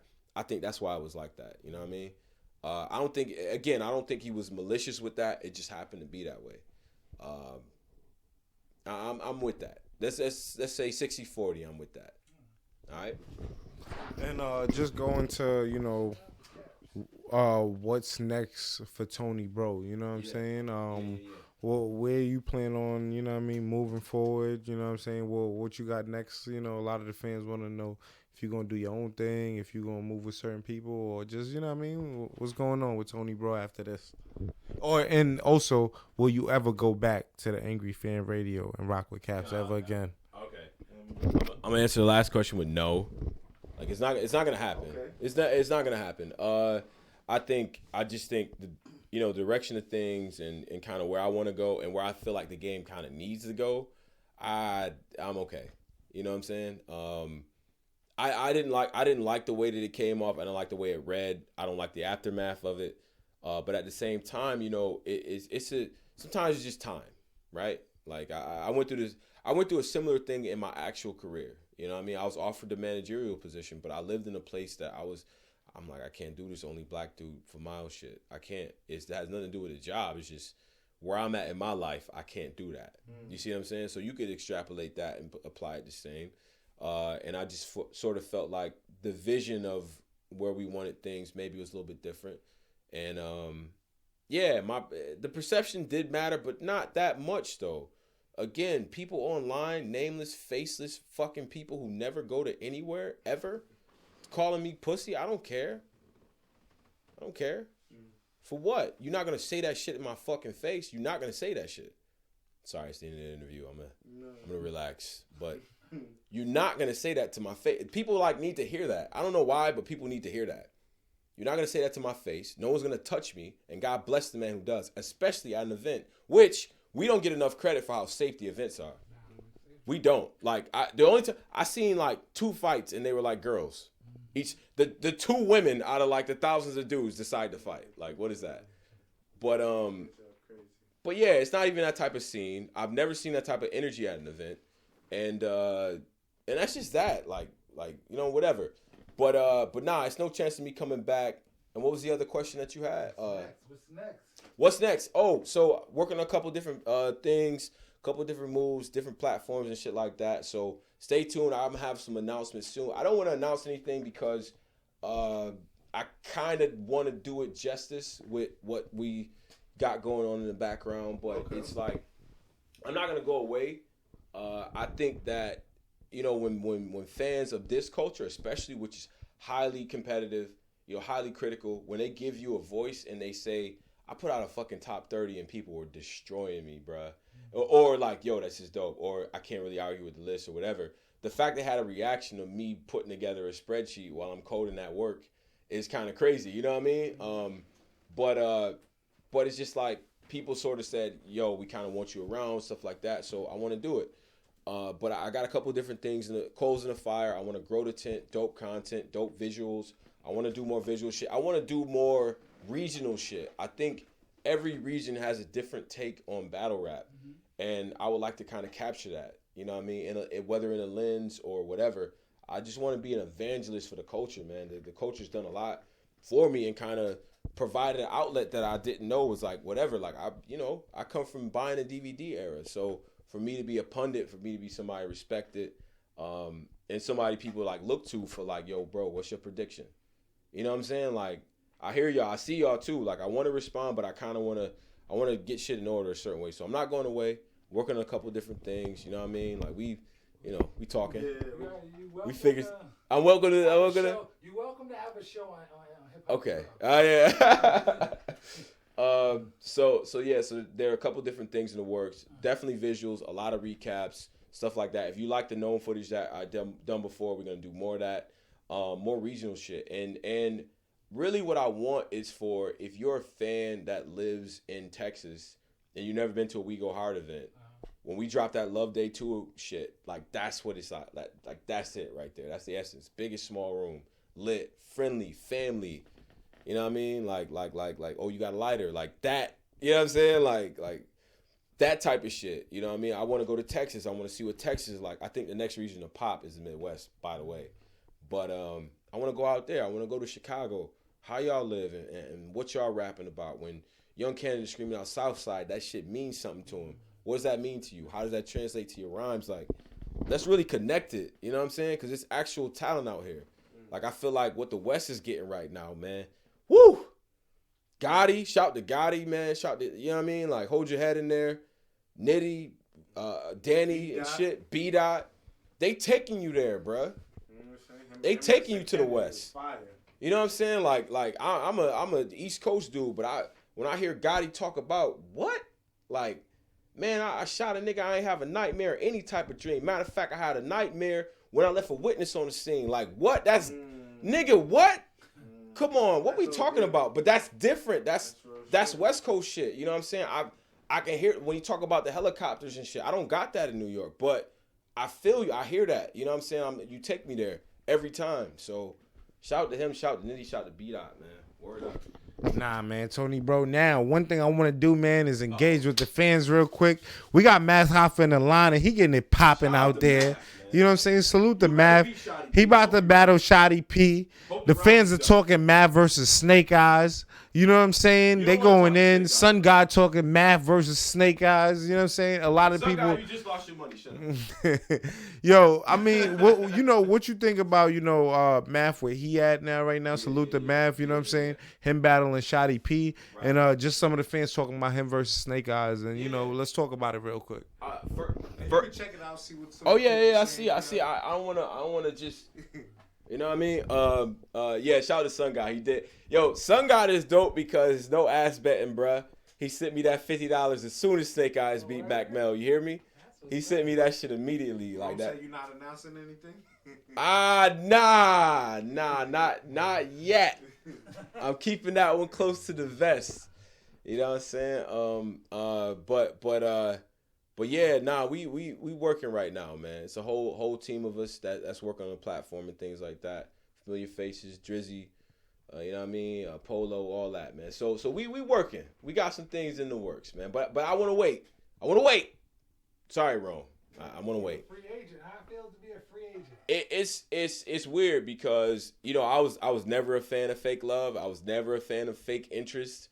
You know what I mean? Shit like that. So I kind of see through it in that lens. But also, it's dope to know that people kind of know what I want to do next. It's like, damn, it's interest there. But at some point, you got to carpe diem and kind of figure out what you're going to do. So I don't know. It's cool. We do a lot of lives. This is one of our popular shows. Really? A lot of people know who you are. Really? Yes. That's fire. Okay, I appreciate it. Numbers when it's all said and done. Yeah. It's people on here. It's gonna be Nah, I appreciate it, man. I ain't nobody, man. Now, what do you think about? But wait, math. All right, so math versus Shotty P. Math, that's a dangerous battle for you because Shotty P is nice and he's hungry. Detroit. That's interesting because I think Math had moments where he was finding this shit. And I think like the Chilla Jones battle's a classic. He even dropped the classic with Disaster. And it was like he sort of found his footing. But he had like, oh man, I know he had a situation. Shotty is trash. That's what Matt Shotty said. P is not trash, bro. That's what He's Matt said. not. Shotty There's is trash. nothing trash about Shotty P at all. I hope them rounds is done. We need the map that showed up for Chilla Jones. We need the map that showed up for Chilla Jones. How about Jims? Math and Jims. Who you thought won that one? I thought Jims. That was his most recent. I thought Jims won, but here's the thing: that battle to me is dope. If you got Math winning that, I'm not mad. I gave it to Jims, but you heard that, Math? But I'm not mad at niggas picking Math because I think I flipped on that one a couple times. That battle's close. Math is dope in that battle too. The thing I like about Math, and I don't ever want to hear you doing the multiple entendre word flipping shit that Twerk does and Nitty. I like respect to that. I don't want to hear that from Hoffa. I don't. I want to hear the dope angles. I want to hear. You said you don't know why you gave it to Jims. You don't know why you gave it to Jims. That's what Matt's saying to you. Yeah, I know. He's killing me. He's killing me. He's killing me right now. Killing me. Killing me. What rounds did Because Math, I thought, won that battle. Yeah. I'm not. Listen, I'm not. I did the blog. I'm not mad at that. It was a good battle. It was a good battle. And it was a good battle, and I didn't expect it to be a good battle. That laundry mat scheme was kind of crazy. It was fire. It was. So when Math has a good angle, he's usually good. When I think his writing for Chilla was probably some, and the shit for Diz, goddamn Diz for fucking that battle up. That battle is crazy. That was a fire battle, which I think he won, by the way. I think he won that battle, by the way. And that battle is fire too. Damn, Diz, you fucked the classic up for real, like, you know. I didn't like him and Show Off. That's what it is, Hoffa. You and Show Off, y'all pissed me off with that. Y'all pissed me off with that. Okay. Y'all did, both of y'all too. Like, niggas is way too tall to just be getting mad at each other on stage. I'm sorry. I'm 5'10". Y'all niggas like 6'4" and up. Who you have winning versus Matt versus Show Off? I don't even fucking. I just hated how petty that shit was. You gotta understand, Math. I was there. It was a fiery battle. I was there, and it was a moment in that battle where Math got or like hands started creeping toward the stage. I'm like, that's too many niggas over 6'2". Let me step back. I don't even know. You know what I'm saying? Like, it was petty. You know what I'm saying? Like, fans said you gotta respect Hoffa, man. Come on. Son. Yeah, Hoffa's fire, man. Yo, Math is one of the first people that I saw. I'm like, yeah, like, nah, it's more than just lyrics and shit. Yeah, that's a fact. For real. Like, him, Ice, Goods, bro, you could bring all that hippity hoppity shit all you want. Math, fuck is you, you know what I'm saying? Like, who's you talking to? You know what I mean? Like, yo, like, I fuck with Math heavy. What you think about Math versus Snake Eyes? I like Math versus Snake Eyes, not right now. Okay, not right now? I think we want to maybe one or two more battles to Snake Eyes. Had a great showing. Great showing. But here's my thing. Here's the thing is I think sometimes the energy is a certain way, but as fans we gotta let that shit breathe for a minute. I still go back to Rum Nitty and Tay Rock happened way too fast. Yep. Let that shit build, bro. That was supposed to be Gun Bar King. You know what I'm saying? Nigga, I only need the entourages on stage. Like, this is a big fucking deal. That battle should have been a way bigger deal. And I think part of the outcome is because you push them into that point way too quick. And sometimes those marquee, yes. Does Snake Eyes and Math make sense? Hell yeah. We can wait, though. I want to see Snake Eyes get a few of these niggas the fuck out of here. My man's the Grim Reaper. And give credit where credit is fucking due. All of y'all out there, and I made the point before, bloggers never fucking apologize or say, yo, I was wrong about that. People was killing Wavy. I kept making a point on Angry Fans Radio. This nigga has lost like one battle in his entire career. You know what I'm saying? Got ducked twice. Like, what are we talking about? So it's just like I don't know. I think we can let that marinate a little bit. even if we waited for this time next year for Snake Eyes and Math, I'm cool with that. But I think Snake Eyes is dope. He just need to do a little more for he battle Math. He's building a little bit of shit right now, and I want to see him continuously get them plays. Math body shotty. I'm surprised Math is even entertaining that battle. I want to see. Let's put it like this. I want to see because Math versus Snake Eyes is fire, like super fire. But I want the build up for that to be crazy. But I want to see Snake Eyes versus Rosenberg before that. You see what I'm saying? It's a couple other battles I need to see. Snake Eyes Gluezy before that. You know what I'm saying? I want to see a couple battles before that. Hell yes. Snake Eyes and Rosenberg, bruh. I haven't seen Rosenberg in a minute. Bruh, listen, man. Rosenberg, when Berg getting that bag, man. Berg Snake getting that Eyes. DNA bag. Yeah. What? I mean, you know. Yeah. What have you done lately? Yeah, I ain't feel gonna you. lie. But shit, all it take is one of them that type of honeycomb time. hideout situations and Nah, you know, it's all that possible. shit is all over with. You know what I mean? Damn. Okay. Go ahead, bro. Speaking on all that too, you know, I'm seeing some Math Volume 3 versus Hollow, but you know, let's talk about what's actually happening. Definitely is Hollow versus Arsenal. You know what I mean? URL dropped a bomb on us, you know what I mean? Small room-ish. You know what I'm saying? The rematch. Hulkamania leg drop. You know what I mean? That Like, Arsenal? nah, but you know, it's a whole nother time now. You know what I mean? That small room gonna be crazy. Nothing but battlers and people who really into the culture and the building, and it's gonna probably be live for the fans to just go crazy over. You know what I mean? The first volume 1 was epic. You know what I'm saying? So what you think about this battle, man? Small room shit. You know what I'm saying? Small room shit. So both of them actually, you know, they come from that environment, that crowded room situation and all that.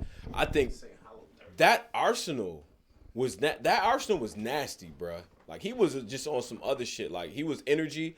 He was the same energy that you get from Briz. Mm-hmm. You know what I'm saying? And he was lyrical and always disrespectful.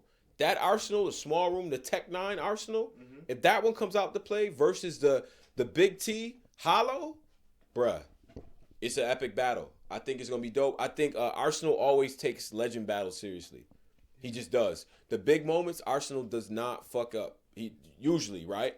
The battles that he cares about, I think he cares about this one. You know what I'm saying? I'm not trying to let you beat me again. Yeah. You know, but what is Hollow going to say? That's the other thing. Is Wait. Yeah. You saying Hollow be Arsenal? No, not in that first one. Hell no. Okay. This is Arsenal was on some other shit. But I don't think Arsenal's trying to lose that shit. Given the standing that Hollow is in right now, it's kind of like, you know, Arsenal's gonna. I look at how y'all can kill me online, man. My ears and my eyes tell me that Arsenal might have beat Lux. I'm sorry, he might have beat Lux. That shit was great. That was great from Arsenal. One of the best it Arsenals I've was seen. angles. Facts. It was substance. It was no filler bars in there. There was no random out of nowhere. Just Aggression. like your son out here calling niggas handsome, fire, amazing. You know what I'm saying? Like, bruh, he was just in a whole different bag, and I think he always rises to the occasion. Thing with Hollow though, it's all it takes is a couple angles, and he's a 3-round battler too. And I don't think sometimes Arsenal's not a 3-round battler. Even in his biggest battles, he always drops one. You're gonna need all three. All three. You know what I'm saying? So I could easily see a scenario where Arsenal wins the first round and Hollow takes 2 and 3. He takes 2, he edges 2, and he takes 3 going away. That's what I'm calling it right now. Hollow 2-1. I threw up a little joint on Facebook earlier today, just asking people, you know, what they thought about the battle and who's more dangerous, you know, right now and everything. I see a lot of people using, you know, Arsenal, feeling like Arsenal gonna win from a lot of the conversations I was having. They feeling like, you know, Hollow does too much jokes and Arsenal's just aggression. And him being so straightforward, like how he was with Lux, is gonna overpower, you know, the schemes and the wittiness and the things that Hollow bring and things like that. What's your opinion on just, you know, Arsenal's aggression, him being so straightforward and disrespectful, the level of disrespect he could get, especially in that small room, you know what I mean? I think they killing me, ain't they? They got jokes. I'm the real butterfly. Fire, that's fire. Well, no, I think so. Damn, what was the question? Oh, I'm sorry. No, just Let me jump back to the question. basically the question is just basically before I speak, me speaking to the fans, and like I said, they have the aggression side of okay. You know, Let me stop you there. Okay. So we seen Hollow versus Rock. Now, first watch I had Rock winning. Okay. Second, third, fourth, fifth, seventh watch, it was definitely Hollow winning that battle. Okay. Because I just feel like he's the type of guy you watch multiple times, you understanding what he's doing from round to round, and it's always a theme with him. So, and I've seen him neutralize aggression by just having complete content, like straight substance the whole time. You see what I'm saying? So it might be one of them battles where initially everybody has Arsenal winning because it's barking. He goes back to that style, and he's really on the disrespect shit. And it's the other thing too about battles. Sorry, segue. But this is the other thing about battles in general, and maybe the silver lining with this new format where we had a pay-per-view for a month, and then they dropped the battle later, is you forced to go back and watch this shit. I've said multiple times on air and multiple times that, just on Twitter or whatever. Like, I'm like, bro, I think I got so and so winning now. I thought for damn sure old boy won, but now I get to revisit that shit, and it's different. You know what I mean? So it's going to end up being one of them battles where you have to revisit it, really break it down. And most of the time, these guys are so talented, the fact that you could just have a winner off one watch is just weird to me, especially with the marquee battles. Who is more dangerous right now? I would say it's pretty even, bro. I think it's even. I think this is a legacy battle for both of them. And if Arsenal goes away from this shit 2-0, what does that change, bro? Because it's like and that's the other thing. Legend records. That's the other one of the topics I always want to get at. Like, who has the best record against legends? Like, That's a great topic. right? Content, man. But yeah, I'm just saying, like, who has the best? Yo, niggas be stealing hot takes. Y'all gotta stop doing that. Stop stealing hot takes, man. That's a great ass topic. But who has the best record amongst legends? And I think it's interesting. So I think all of them probably talk about that type of thing, right? So, and damn, I actually want to see that. You know what? I'm gonna talk about that. So, but yeah, that's what. And just right now, man, seeing this card right here, who else do you want to see on this, man? Does a JC and Lux impress you? You know what I'm saying? Maybe another, maybe hopefully Surf come home soon. You know what I'm saying? Would you want to see him versus Mook again? You know what I'm saying? Not again, but of course, you know what I mean? Or do you want to see another rematch, maybe Tay-Rock versus Shine or Tay-Rock versus Suge? You know what I'm saying? Like, where do you just see this card going, man? Should Smack completely all-star it out and put some of these crazy, scary dudes? You see Briz talking about he wants smoke with Wavy. Like, now, Mike P, I don't care. Who's new? I don't care. I'm giving shots. F it, it's 2018. I done battled all the legends. Now I'm ready to kill you niggas. Like, you know what I mean? What's up, man? See, I always compare it to like NBA players, right? Sometimes people have this impression that they was all prep school kids and they all started off in the best schools with the shooting coaches and shit. Like, so a lot of them come from the hood, like no nets, like, you know what I'm saying? And you only realize that when they come back to the park. You know what I'm saying? You're like, yo, son is like nice for real. Outside with the wind blowing, like sun is nice. You know what I mean? So I think it's a lot of that for the legends and the vets coming back. Like, I would definitely like to see them because niggas forgot. You forgot about Hitman in that small room, nigga? I know Hitman. I ain't even put that in. Did you forget? Oh my God. You forgot about Calico in that small room, nigga? Against Young Ill? Against Newborn? You forgot about Goods in that small room? Did you forget what he was doing to people? Like what? Like, you know what I'm saying? Like, it's different. It's like they come from that. So to think they can't do that again in this new era, this scorecard era, where it's 100 punchlines a minute. You know what I'm saying? Like, bruh, trust me, they were neutralizing that. There were people that came more lyrical than Hitman that he beat. Math, all these people. You know what I mean? Like, so it's like it's a different type of energy.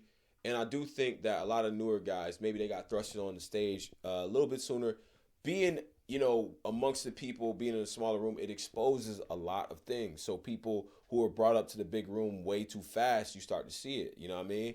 I think optics start to matter a lot more in the small room. How you move around the stage, the breaks that you take. Some of y'all take some incredibly awkward water breaks. New guys, stop fucking doing that. Like, you right in the middle of the bar. Why are you, I don't know, run, something. Figure it out strategically. But that small stuff starts to matter. The nuances of how you respond to a crazy round. A crazy round in a small room is fucking, like, it's what? I'll take a newer battle. D-Dub versus Fettuccine 20. Jesus Christ. I was there for that battle. I'm like, what's happening in this room right now is crazy. And Fetty has some shit, but the way Dub was on it, it was like, yo, whoa, he not being stopped tonight. Jerry West in that second round versus Gaddafi Green. You're not stopping that tonight. Yeah, that was crazy. I don't give a fuck what he about to say. It's nothing fucking with that.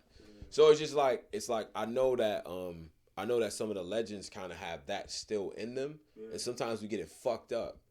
Like, you had it fucked up. It's like all of that energy in that little small room. What? Thing, the shit they be They doing come from that. Imagine that. And people, shit. and a lot of people favorite rappers. And then check this out. This is a crazy shit. It's like the Sue Surfs, the Tay Rocks. They didn't always. Y'all always call them gas. They did not always get all the reaction, bruh. They just kept rapping, bruh.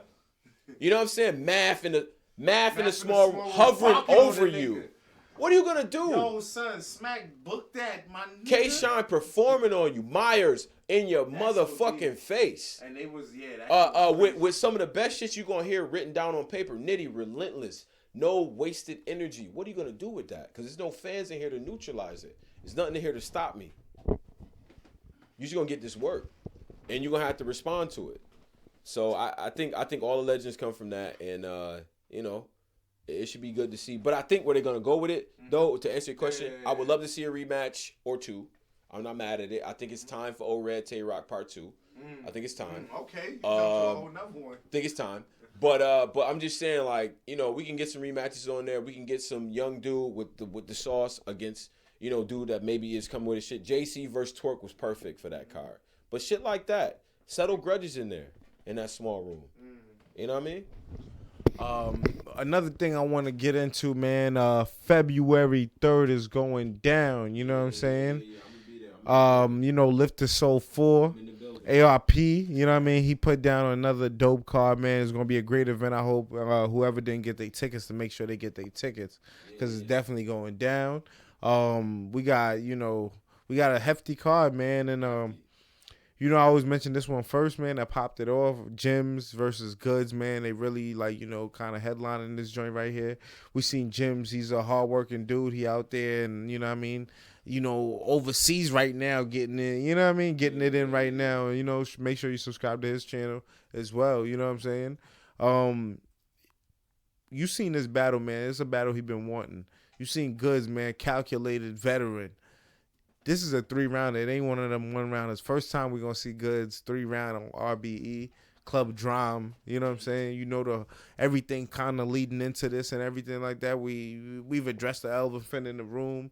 You know what I'm saying? So what's your thoughts on just this battle and just this event alone? You know what I'm saying? There's a lot of dudes going to be on there. So Lifted Soul is going to be dope. You know, I think it's a good opportunity for a lot of people. So I'm interested in that. And it's probably catch people off guard, but Nice versus Heavy Half, I'm very interested in that. I think Nice is very good. And I think Heavy Half is next out of Chicago. That Midwest movement, the resurgence of that, I think he could be the leader of that. You know, him, Shotty P, Gage, you know what I'm saying? Like again, Killer B, like all of them, they could be the leaders of that movement. So I'm interested to see that one the most. I think with Jims and Goods, Jims, you have to make this battle debatable. You don't got to win it, because beating Goods in 3 rounds is tough. It is. Ask A-Verb, who I think beat him. But in New York, too, which, you know, give him props for that. But, no, I think Jims has to make this one debatable. I think battle rap history kind of shows us that chasing a guy all these years can either result in crazy. And it's weird because Verb had 2 of these type of experiences. K-Shine was chasing Verb, stumped a mud hole literally on stage. Yeah, it was bad. Kicked the hole through him, right? So, but Swave was chasing Verb and died in St. Louis. You see what I'm saying? So It can go either way. And a lot of times, you know, it can really hit you a different way. But I tell you this, though. This is the one, there's 2 wrinkles to this. So, Goods is a better rapper than Jims. And it's rare that Goods has a matchup where he's the better lyricist. It's a little bit weird to me. So, Goods could probably out-rap him and win. I think you can't use the dirty angles on Jims, though. Yeah. You know what I mean? It's not going to work. It's not going to work. You can't use the dirty angles. I mean, how far can you really go with the sucker punch situation? I tend to think that shit is extra pussy, so I'm not going crazy over that. But some fans might, and sometimes it just takes a good angle to communicate it. It's like the way he said it. You know what I'm saying? And Goods is very much that person. But 3 rounds, 3 rounds, vulnerable. Goods, 3 rounds, I don't know. 1 round, I got Goods all the way. 3 rounds, I got Goods in the battle, but I'm not going crazy about the margin of victory. I'm not. I think Jims could easily make it debatable, and if he does, I think that puts him in a different. Math said, "What if Goods bring homie to the battle, though?" That's what would he do with him, though? You know what I'm saying? Like Hollow had a whole build up to say it to blackface. You see what I'm saying? That's why it hit. We've seen people bring a guy out and it not hit before. It can be incredibly awkward if dude is actually soft or up there looking like a fiend. Like, you know what I'm saying? Like somebody you paid, you know, $20 and gave them a beer and they just punched somebody for you. Like, what can you really do with that? And if you Jims, are you prepared for that? In that moment? Like, you're gonna have to do something about it. So, I mean, it all depends on how you use it. All these angles are effective depending on how you use them. That's true. Angles is one thing, but it's like, you got to execute that shit. Do you think Jim's got to fight? You know what I'm saying, in this battle? Because a lot of people probably counting him out right now, you know, thinking Good's going to just, you know what I mean, beat him and things like that. Do you think he got to fight in this battle? Do you think he can even beat Jims? Is there a possibility for him to beat Jims? It's looking like people really think he can't beat Jims or, you know what I mean? Goods. Yeah. Thinking that, you know what I mean? The most he could do is probably make it debatable. I think Jims has gotten to a point now where he's earned enough. He should have earned enough of your respect to not just say he gonna get killed, bro. Like, you know what I'm saying? God damn, you haven't been watching this man's work over the past years and been like, you know what I'm saying? Like, 2 years ago, you probably would have been like, all right, he gonna get killed. But now the man is, I mean, shit, even if you got him losing some of these battles, he's put in enough work to where you can't just play him off to the left like that. Okay. And I watched Goods lose to Jeffrey. Okay. I'm just saying. That happened. Okay. What is this thing? Are we scared to criticize certain battlers? Because I mean, I keep it cool. I would never call Goods a sucker. I don't think he's a sucker, but I would never. It's not disrespectful, but I don't think. I think he's one of the. He has some of the worst schemes I've ever heard ever. Goods got some of the worst ever. Schemes. Damn. Cold Word is Sunday breakfast. Terrible. Are you fucking kidding me? And Jada almost passed out off of that. What? He like I don't know. Goods is not super lyrical, but that's not his wheelhouse, though. Yeah. He's talent. Every other intangible he has, A+ in. Straight up. Delivery, presence. You know what I'm saying? Like, just a way of making you look small up there. Awkward. You know what I'm saying? You ever been on stage when Goods is rapping? It's awkward for me. I'm like, it's embarrassing. You taking this shit back to the lunchroom. So. You know, we're going to see, man. We'll see. Goods 2-1, but close battle. Good battle.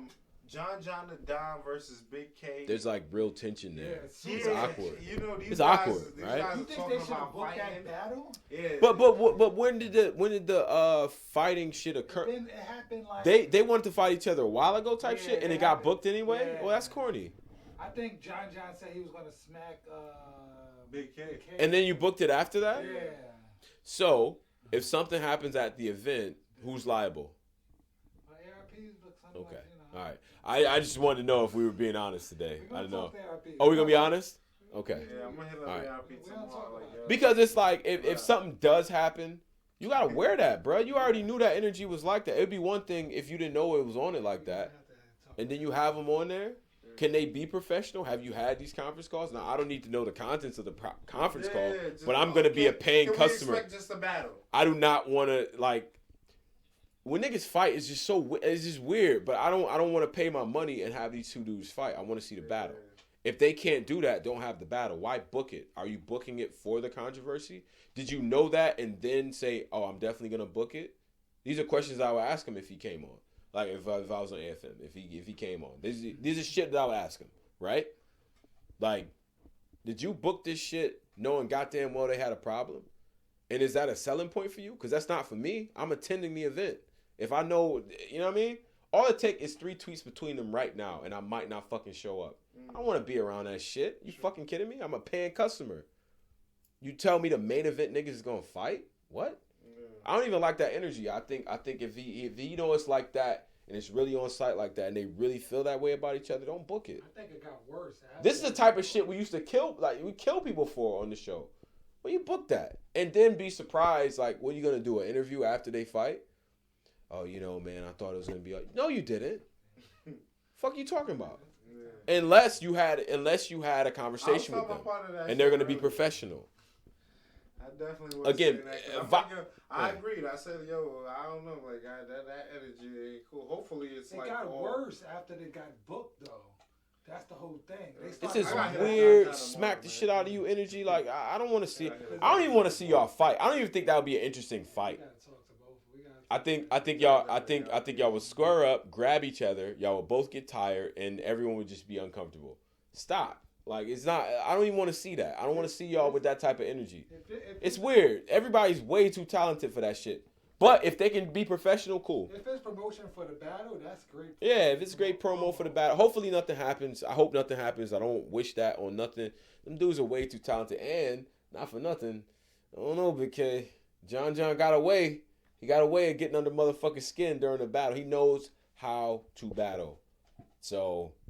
Man, say y'all know y'all like that shit. See, I like that. I do like the tension. I'm gonna keep it real. I like the tension sometimes, but it's a limit, my nigga. It's a limit, bro. Yeah, that's true. It's it's like, yo, it turned from like this is aggressive. Like, okay, the line to me, Myers K. Shine. That shit was on, bro. I was standing right there on Myers, so I'm like, whoa. But it was a part of me like, yeah, I like this. I like that. But after the second round, you was like, okay, I understand what's going on. They just were on some aggressive shit. Yeah. But at no point did I feel like it was going to be. He wasn't trying to get sunned. Like, yo, that's a fact. And nor should he try to get sunned in a battle. You look crazy. So, but whatever. But that type of energy that they have for each other now, nah. Unless ARP is talking to him in the back. Hopefully that's the case. Hopefully it's a good battle. Who I got? Big K 2-1. But. Why you got Big K 2-1? Let me chill. See, this is the fucking. John is dangerous. It's a problem with hot takes, bruh. John is John is dangerous, but Big K been like. He's been on his 80% shit, but he's still been kind of getting by on that. I think Pass might have got him. I think he got JC. I think O-Red kind of cleaned this nigga up. What? I tried to, you know what I did? I was like, yo, I think Big K might have got the second round, but I hopped off of that train real quick. I watched that battle again. I think the first round is over after the translation with O-Red. Mm-hmm. The second round, again, lyrically, it's not even a contest. And then third round, Big K did the story, which is hilarious. Roll the blunt and listen to that round. That shit is hilarious. I didn't really like the whole bathroom shit. Listen, I watched that. Listen, I watched the bathroom shit. I killed it on air. I watched that with the homies and shit that it's not really in the battle rap. They thought that was the best shit they had ever heard. Okay, so, respect. They was like, bro, that is so, it's relatable. Like, yeah, but I didn't see it because, but then again, when O-Red went, they was like, yeah. O-Red was going off in a dashiki fit. It was crazy in the building, though. I ain't gonna lie. Yeah, it was a good battle. I'm gonna say Big K 2-1. I know John's not gonna drop around. I think with this energy intact, I think Big K is gonna shine on that. You know what I mean? Although Big K does have a tendency to be affected by his opponent's rounds, just his optics, right? Like the little kick, just garbage and shit like that. It's not gonna work with John. Like, he loves shit like that. He's gonna have a dope angle on him. Lyrically, I think John is actually a little bit better lyrically. I think Big K just has a fire delivery, but he's doing it the same way. I think angle wise, they both in the same tier, fire with the angles. But you know, so it's gonna be an interesting battle. I'm gonna say Big K 2-1 for now. I think in this battle, second round will tell you everything you need to know. I don't know. My nigga John. This is gonna be judging. We might have to. You gonna be in the middle. We might have to throw a little bet up on that for that one. Yeah. Nah. But moving on to the next battle, man. Show Off versus Low Soul. The return of Show Off. Return to Show Off. Show Off dope. One of the best slogans of the smoke over win. You know what I mean? Like what I'm gonna do over. That shit is fun. You break that shit down. Like what? He's one of the most is fire. Yeah, he's a super lyricist. Yeah. So I do think it's risky coming back against Loso. Very risky. I don't know. Like it was apparent to me that once this battle was booked, that Show Off was saying that O-Red shit, I wasn't feeling that. So let me get somebody respected and get my shit back, which I respect that. But I'm calling that one right now. I think Loso. See, this is tough because Show Off is nice, and him versus Saint Mike, I think he had a couple rounds in there that was crazy. But I think Show Off gonna come in here trying to win. A lot of niggas saying they're not feeling the Show Off shit, man. That's crazy. They not feeling the Show Off versus Loso. I like the matchup, niggas, man. But some niggas saying Show Off 3-0. You know what I mean? Niggas I like the really matchup. know I think Loso. I can't look at what Loso's doing lately and say whatever. But I don't think Loso kills people. I think he always has great angles. I'm anxious to see what he's gonna say about Show Off. You know what I'm saying? Like he probably went through the Rolodex of battles. Show Off has some great wins. Show Off is going to be extra aggressive, and that's all Loso has battled. The most aggressive person that Loso has ever battled is B-Dot, and he's different type of aggressive than what? I'm not saying J Murder. J Murder is he was aggressive, but I thought he got murdered.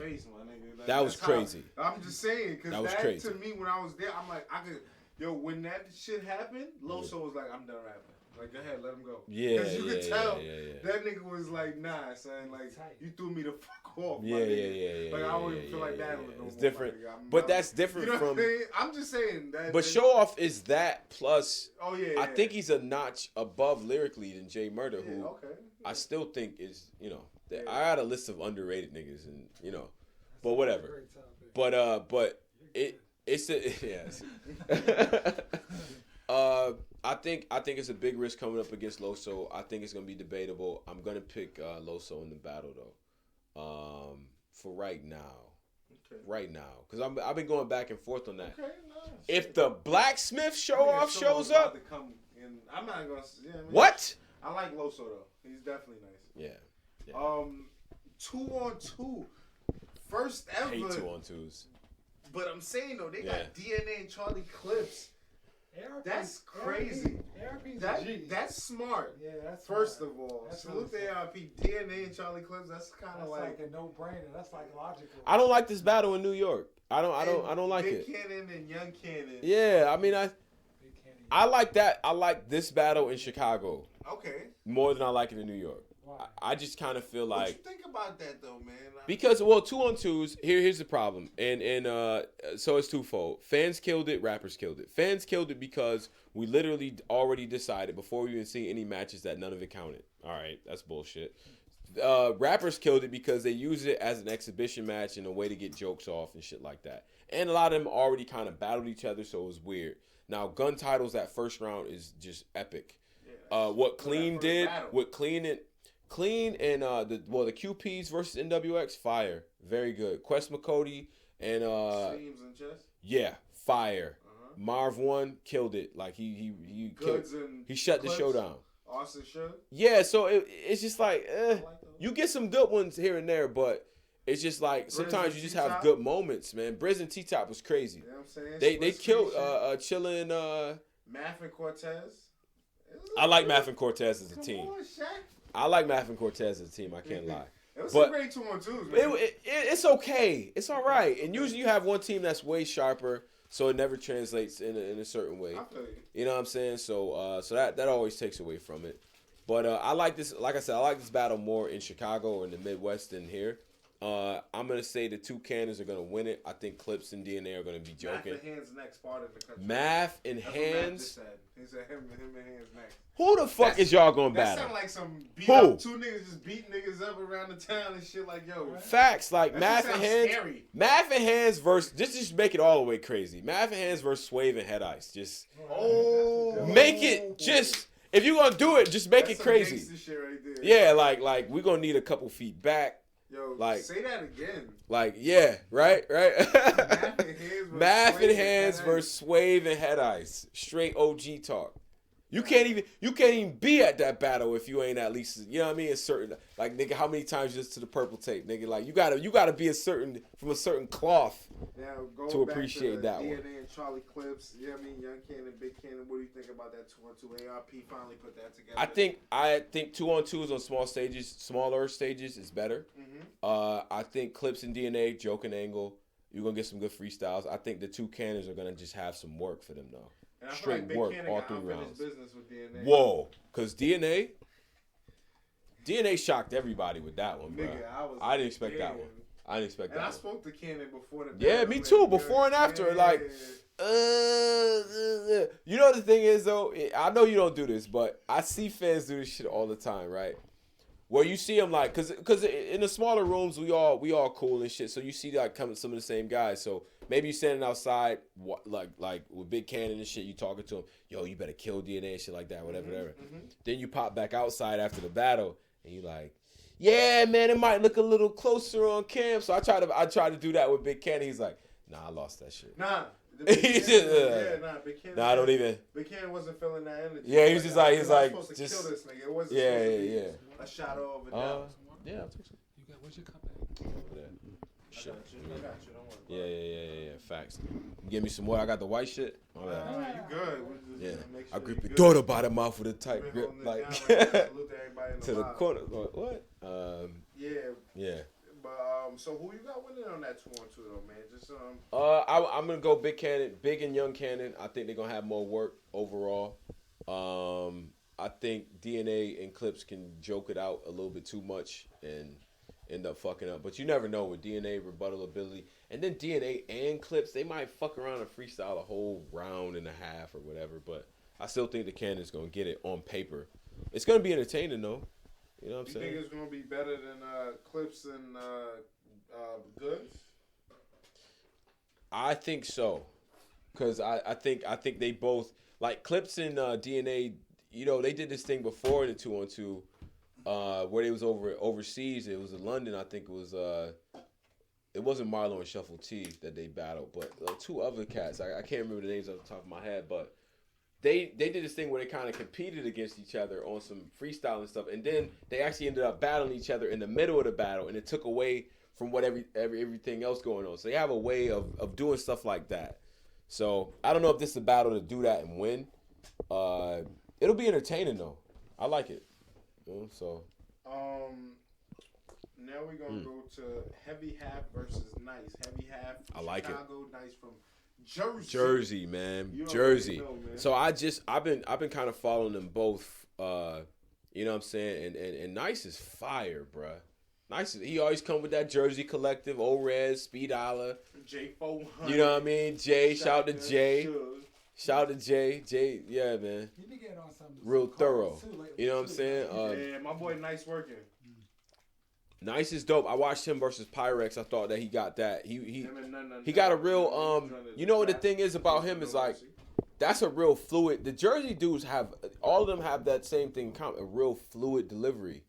You know what I'm saying? From Holmesy on up, it's just like a real fluid. I don't know if it's just because they talk fast. Like I think it's just them coming from Jersey. yeah, you just get you can't. You ever argue with somebody from Jersey? Anybody who come from out of town, it's like I gotta be better than niggas that's here. Right. You know what I mean? Like, Right. I can't come here. There are no pauses I'm in there. traveling. I'm coming. Nah, I gotta be good. You know what I'm I saying? gotta be So, great. so he's gonna come with that Jersey collective with that work. But I think Heavy Half be on some other shit, bro. Yo, he's serious. Heavy Half is fire, and He been nice every. he battle I've been seen. dope, bro. He been dope. So I think XL. the Swave battle was crazy. XL like he got some work. So I think this is gonna be, to me, it's probably gonna be battle tonight. I mean, I know you niggas be like what, like, but I think it's gonna be battle tonight. I think it's good energy from both of them. I think Heavy Half. I mean, I don't know what his ambitions are, but Jesus Christ, he would do a lot of work in that smack stage, man. You know what I'm saying? Real Chicago shit. Nah, he be talking. Yeah, both of them is fire, man. Both of them is real dope. So I'm gonna go half on it because I feel like half just a little bit more polish in terms of he can do the angles. He's super aggressive 100%. He gives you 3 rounds of work every time. He overkills. I've seen him do it. You know what I mean? Heavy versus Floss. Like, bro, that battle's actually dope. It's kind of a shame Floss choked in that. But it's like, Heavy versus Floss, I felt like it's 3 rounds of work. And you had already won it. And fans, when fans be doing it, yo, bro, you got it. Like, nah, bro, he need all of this. I came from Chicago to give him all of this clip. Like, we not about to do this. So half is an all 3 rounds type of guy. Nice is very lyrical. But I just feel like half is a little bit more versatile. So I say 2-1 on Heavy half. Truth Watson versus We Go Hard Zone Hayes the Gift. I don't really say this often, but I'm not a big fan of Truth Watson, bro. Okay. Yeah, I don't want to tear him down and shit like that. I watched some battles from him. At Jazz Bowl? Yeah, I don't even know. There's no reason to implement that, but no reason. But I'm not a big Truth Watson fan. And again, I mean, I'll look at the comments. Fans, tell me if y'all fans of him. Tell me what's his dopest battle, bro, because I don't know what it is. Salute Guard Mystery. We appreciate the love. He said Mook will return $5. Salute to him. No, he the man. Hold up. I see the trolls. I see the trolls out. He's been going in all night. Yeah. Well, we could circle back at some point and address a few things. If you want, we could. But no. Damn, what was I saying? What was I gonna say? Truth Watson versus Hayes the Gift. Hayes the Gift is nice, bro. I don't know. I mean, I'm gonna go Hayes on that one. I don't really. I gotta go back and watch some more Truth Watson. I do that before every event just so I can be in tune. Let me go back and get that boy a fair shake because I haven't really liked what I've seen so far, and I've seen Hayes do some work. So I'm gonna go Hayes on that one. And Kush Cloud versus Chip. I need more. I need to see more. Yeah. I need to do some research. Let's just say shout out to Lawrence. He be putting the 1SKs and Yeah. Because my bro Brazzi was on that. Yeah. So, he had some work on that. These guys for giving Mason was on that. Daddy Mason was on that before too. So yeah. So February 3rd is going down. I mean, I see there guys that who run that back. I forgot homie name. There's energy. Let me see his name. His name is. I'm not. Well, you can say his name. I definitely. Well, also I'm gonna say salute to everybody that been rocking with us, man, in the live. You already know, man. Salute to Tony Bro for coming through and showing love, and you know what I mean. You know what I mean, expressing the views. You know what I'm saying? How do you want to do it? All right, so we're gonna. I want you guys. February 3rd, Gully versus Gannick. Yo, Mav, salute to you, King. Wait, is that the guy who's saying the thing? We gonna address I Smoke Hip Hop, right? You gonna get your little 5 minutes of fame. We gonna. Okay. How we gonna do this? Because I see the get the water from. I see the subliminals and all that stuff. Right? From I Love Hip Hop. I see I have a little tension. Cause he's throwing weights out, coming out of New York and blah blah blah. So how we gonna do this? Let's try to resolve this, cause we all, you know what I'm saying? Like, resolve what? Yeah, like whatever the tension. Can I see? The tension. Cause I don't do blog. I'm not a blogger. I call niggas names on like cats. Okay, he's talking. I'm not a blogger. So first of all, I'm not aware that there's tension. Let me just start there. So okay. So here's what happened. Everybody wanted a story. So here's how. I don't like to. You're not gonna hear me say any names or anything like that because I don't want to do that, and because I kind of. Shout out God Mystery just hit us with $50. Oh, that's fire! $50. Salute to my nigga. Yo, $50. First of all, I don't know why. So what's his issue now? I don't know. I've been catching. I actually didn't. I've been catching. He said, "I used to respect Tony, bro. He lost it. Could you just bring it down?" He used to respect me and he lost it. Well, I don't know why he's mad now. I didn't even mention it. Grown man, tell him to shut the fuck up. Okay. And he been saying that he's gonna like the next He he's gonna see you wait. and stuff Okay. like that. All right. So I seen those first, comments. let me say a couple things. First, I don't know why you mad at me right now. I don't know why. It's But easy to but talk shit when I'm okay. but here's the problem though. Is like he's mad at me. First of all, I'm gonna tell everybody right now. I don't know why he's mad at me. Why you mad I smoke hip hop? Number two, the situation, I explained the situation that happened on there. You're not going to get me to jump out of my lane, be unprofessional, and expose shit. I'm not like y'all that jump on camera and talk about what y'all going to do to people when y'all see them. I don't do that. I know people who've gone to court and had this type of stuff pulled from their social media accounts. I shouldn't be able to, like I said, I shouldn't be able to crack a whole case from your Twitter feed. So once I decide, and let me preface this by saying, again, there's no issue with this dude. I don't really know him. I don't really keep up with his work anymore, and I'll tell you why. But I don't. Shout out DMV Detroit. Yeah, I don't really keep up with him, and I'll tell you why. But I don't have a problem with him.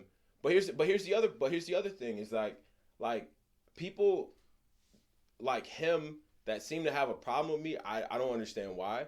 Mm-hmm. I've explained before that like I don't do the whole internet I'm gonna beat you up shit because it's just not my style, right? Like, and I feel like I'm accessible enough to where if you feel like you really want to do something to me, if you feel like I'm really pussy, show up and call me a pussy to my face. We don't need all that though. Nah, we don't. But no. We don't need we don't need like talk like that on the internet, right? So if it's really that type of way, I don't feel a need to like jump out of my lane to say all that to you. Now, I did fall into a trap a couple of times with a couple of situations, and that was with Battle Truth, which I regret, by the way. I regret saying all of the things that I said about him online.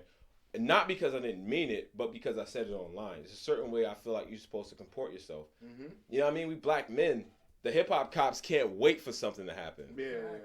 Exactly. So, but that's where my thinking is, right? And then where I am too, again, how I grew up, if you feel that type of way about somebody, you see them and you tell them that. But there ain't no real problems on the internet. But here's the thing, though. Here's the thing. You know, from what I know about him, and only because people had hit me up and said, yo, he made a 24-minute blog about you. I'm like, okay.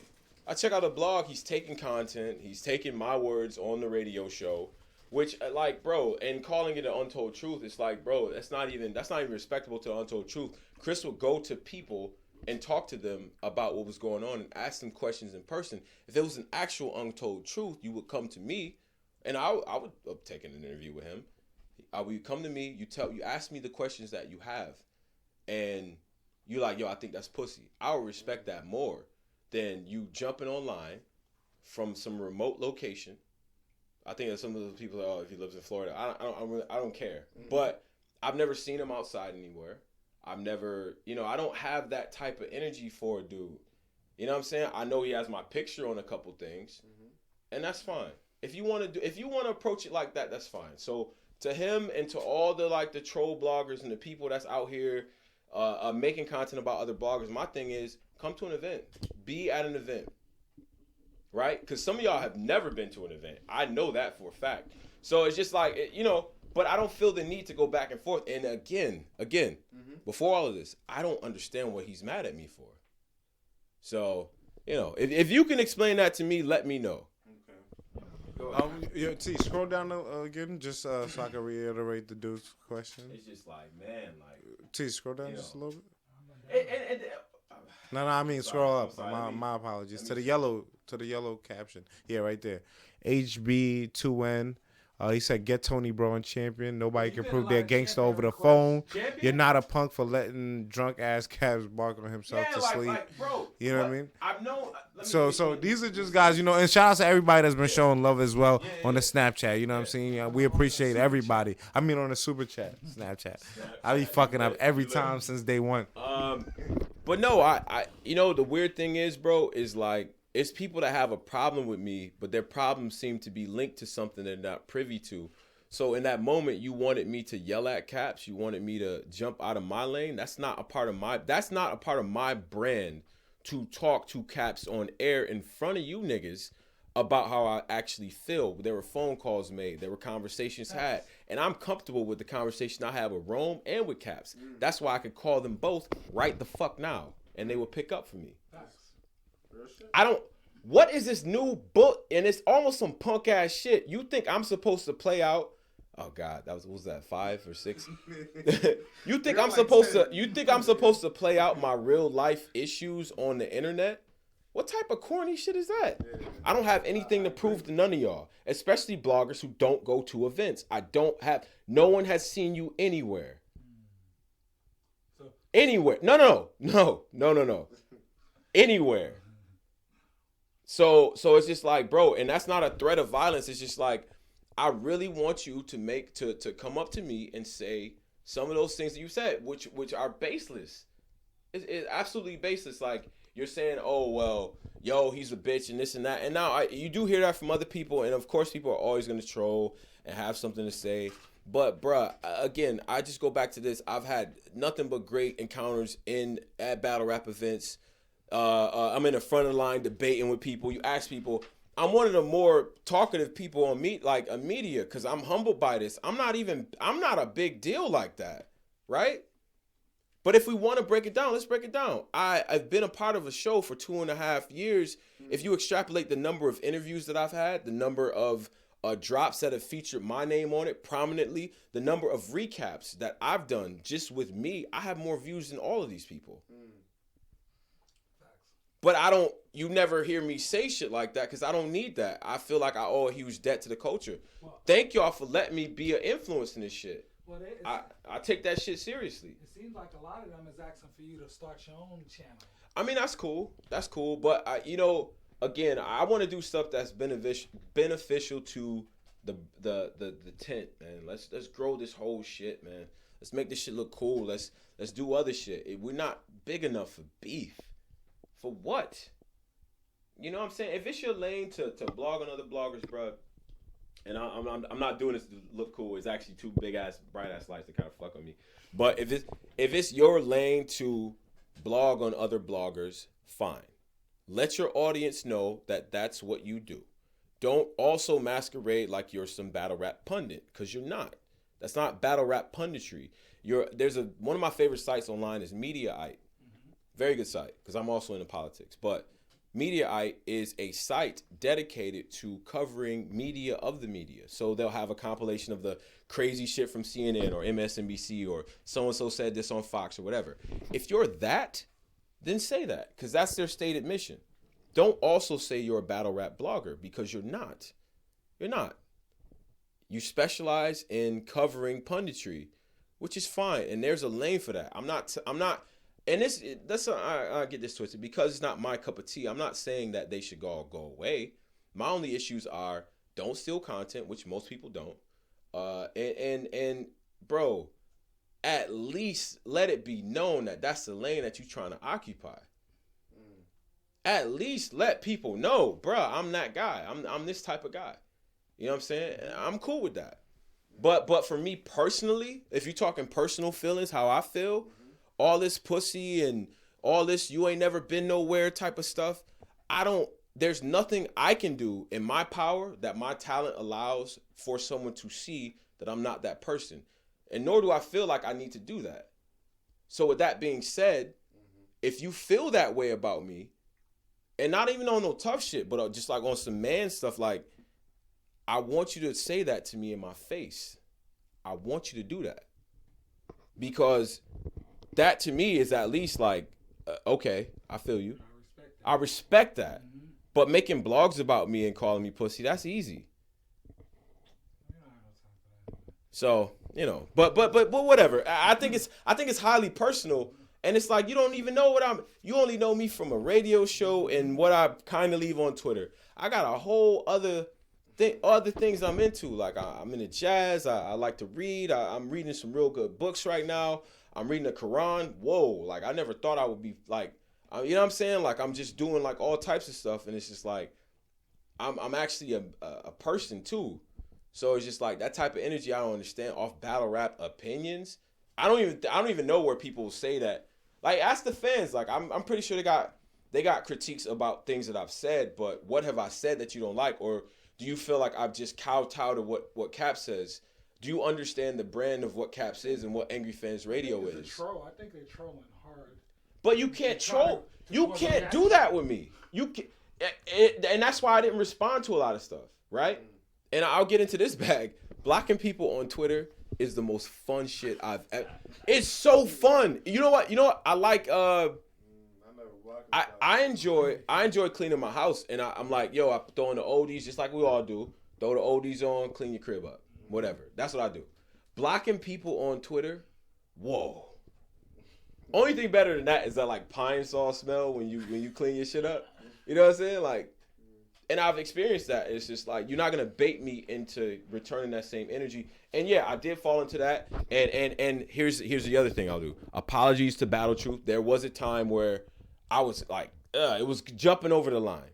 But when I stopped returning that energy to him and saw him jumping out of his lane and coming at me crazy on some like, bro, this how Christians talk? You know what I'm saying? It's just like, damn, now you got a lot of energy for me, bro. We never even met each other. And I'm pretty sure if me and Battle Truth met, it'd probably be like, why was niggas even mad in the first place? You know what I'm saying? Like, we probably just have a beer. You know what I'm saying? Chill out. I'm like, that type of thing. I'm about to wrap it up in a little bit, but before we do, yeah, shout outs to Nick G2K1 for the, you know what I'm saying? And you get whatever. fan questions and everything. Yeah. So, shout outs to everybody that's been showing love on the super chat as well, man. Shout outs to Math Hoffa, the OG, for rocking with us. You know what I mean? Make sure you guys check out his battle. Like Ray Charles, I can see you know what I'm saying? God Mystery, you know what I'm saying? 60 Fight Club. How y'all feel about Oz versus Hollow rematch? Are y'all hype for, SMV2? Yeah, we definitely spoke about that. You know what I'm saying? I want all the raw Now, Tony Bro's gonna open himself up for you guys to give us questions. I mean, you know what I'm saying? He's gonna basically, we're gonna open up the lines for questions. You know what I'm saying? Shout out to HB2 again for another love. Can we really push for winner take all battles? That's the first question we're going to go to. HB2, and you can look at it. No, I'm going to have short rounds. Winner take all battles, hell yeah. Why not? If any time two battlers want to bet on their battle and they're putting their own bread up, and you as a league owner think it would be a good battle, just have the fucking battle. You just got a battle for free. They already want to fuck each other up, and they putting their own bread up. Winner take all is fire. Tony Bro, Brian Smith asked Tony Bro, are you still on Angry Fan Radio? He answered that already. You can give him a quick answer. Brian is no, and there's no hard feelings on my end. Caps is an institution. Caps will still be around, and Caps is a legend. So, Math Hoffa got a funny question. He said, "I got a question. You gonna say Trinity or Zion or both?" Oh shit, Trinity. What he said? Neo glasses. Oh, he got me with the Neo. Yo, on that note, if they ever make a Matrix remake, I'm gonna be so tight. You know what I'm saying? I'm gonna have my old head moment for that. For real. Mr. Saint Floor, what's the update with Polo, Drizzy, etc.? Yeah. Polo, Drizzy, etc. I talked to all of them. There'll be guys that I'll definitely be working with at some point in the future. Again, I'll wait for the big announcement here. We got some things in the works that we're doing, but those guys are good dudes, and I think a lot of times, and just so I'm not gonna reveal any business or anything personal, but I think sometimes we just forget that people are humans, right? So these guys are actually really good businessmen. They know what they're doing. They do very well for themselves. So, it's a hobby for them. And I think what we're going to be able to do is dope. So, they're not going nowhere. So, Drizzy's on Twitter. Polo's on Twitter. They both trolls. So, hit them up. And send your hate mail for Posey to me. And he also asked, is Posey's real name Dell? I don't know. Posey's real name. I mean I don't know. Ghostface Pose, man. Like I don't even know. Like it's Posey. I don't know. I don't know Posey's real name. Posey has done very well keeping himself in anonymity, which is good. Status V. You talked about what They said Ray Charles, thinks we love this Ray Charles interview. Oh, we love this Ray Charles interview. That's perfect, yo.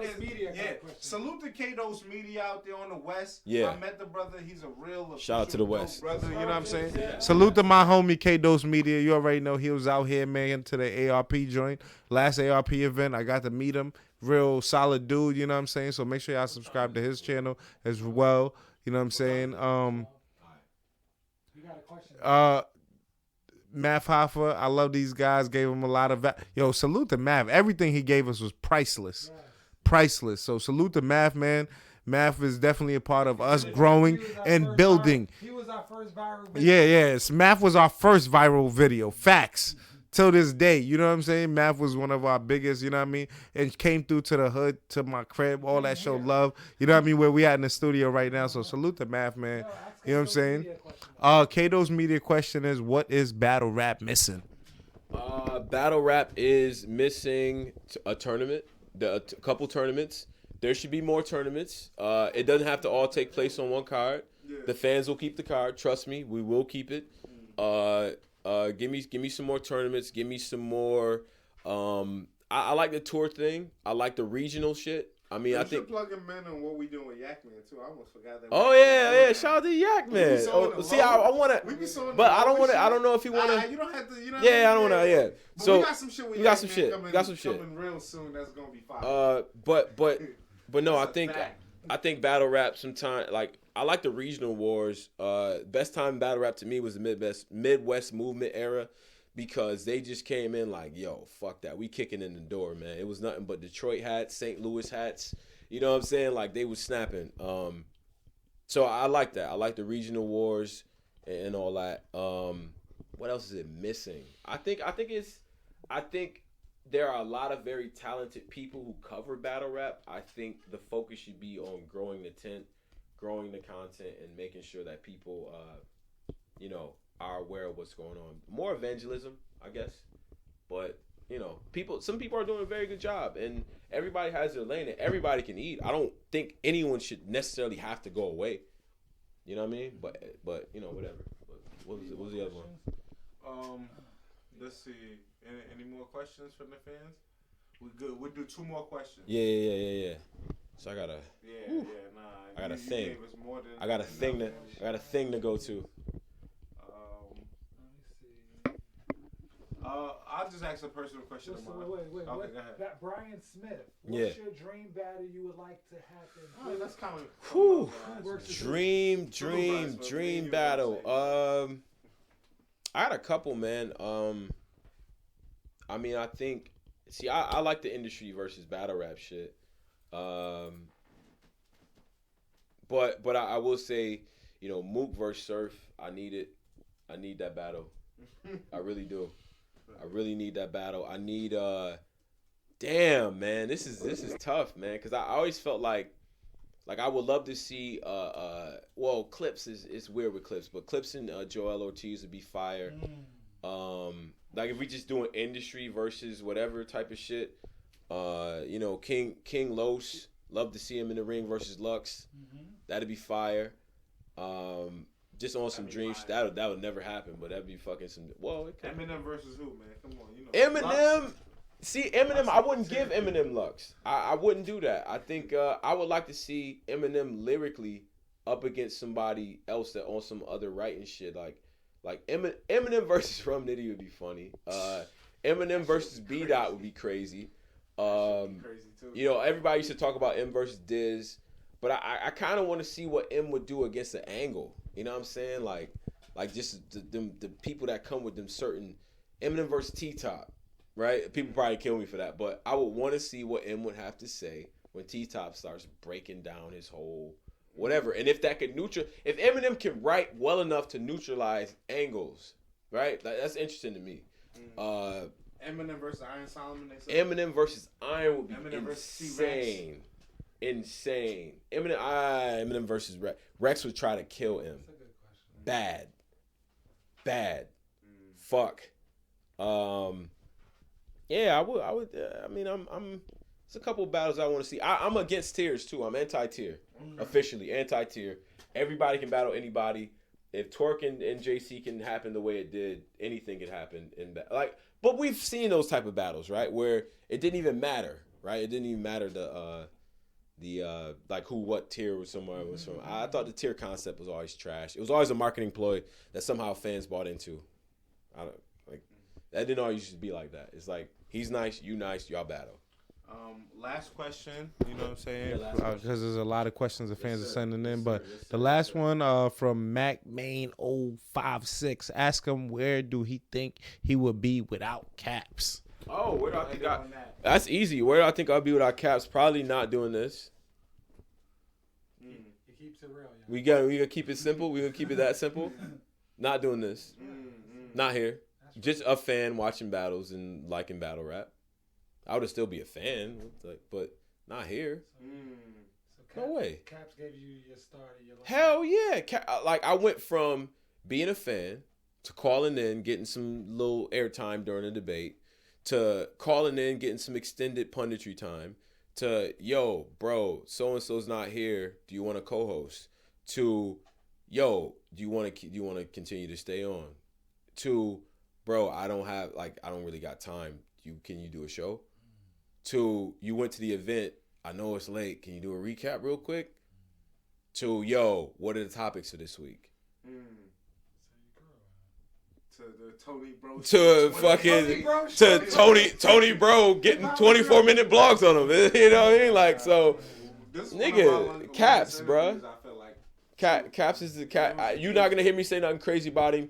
You know what I mean? We fell out over what we fell out about. I was tight about certain things. I still feel a little bit away about certain things, but you're not going to hear me say nothing crazy in the media form, because my plan on continuing to be here isn't to be, I'm going to show Caps, I'm going to teach him a lesson. Like, I'm not doing that. Like, that's corny to me.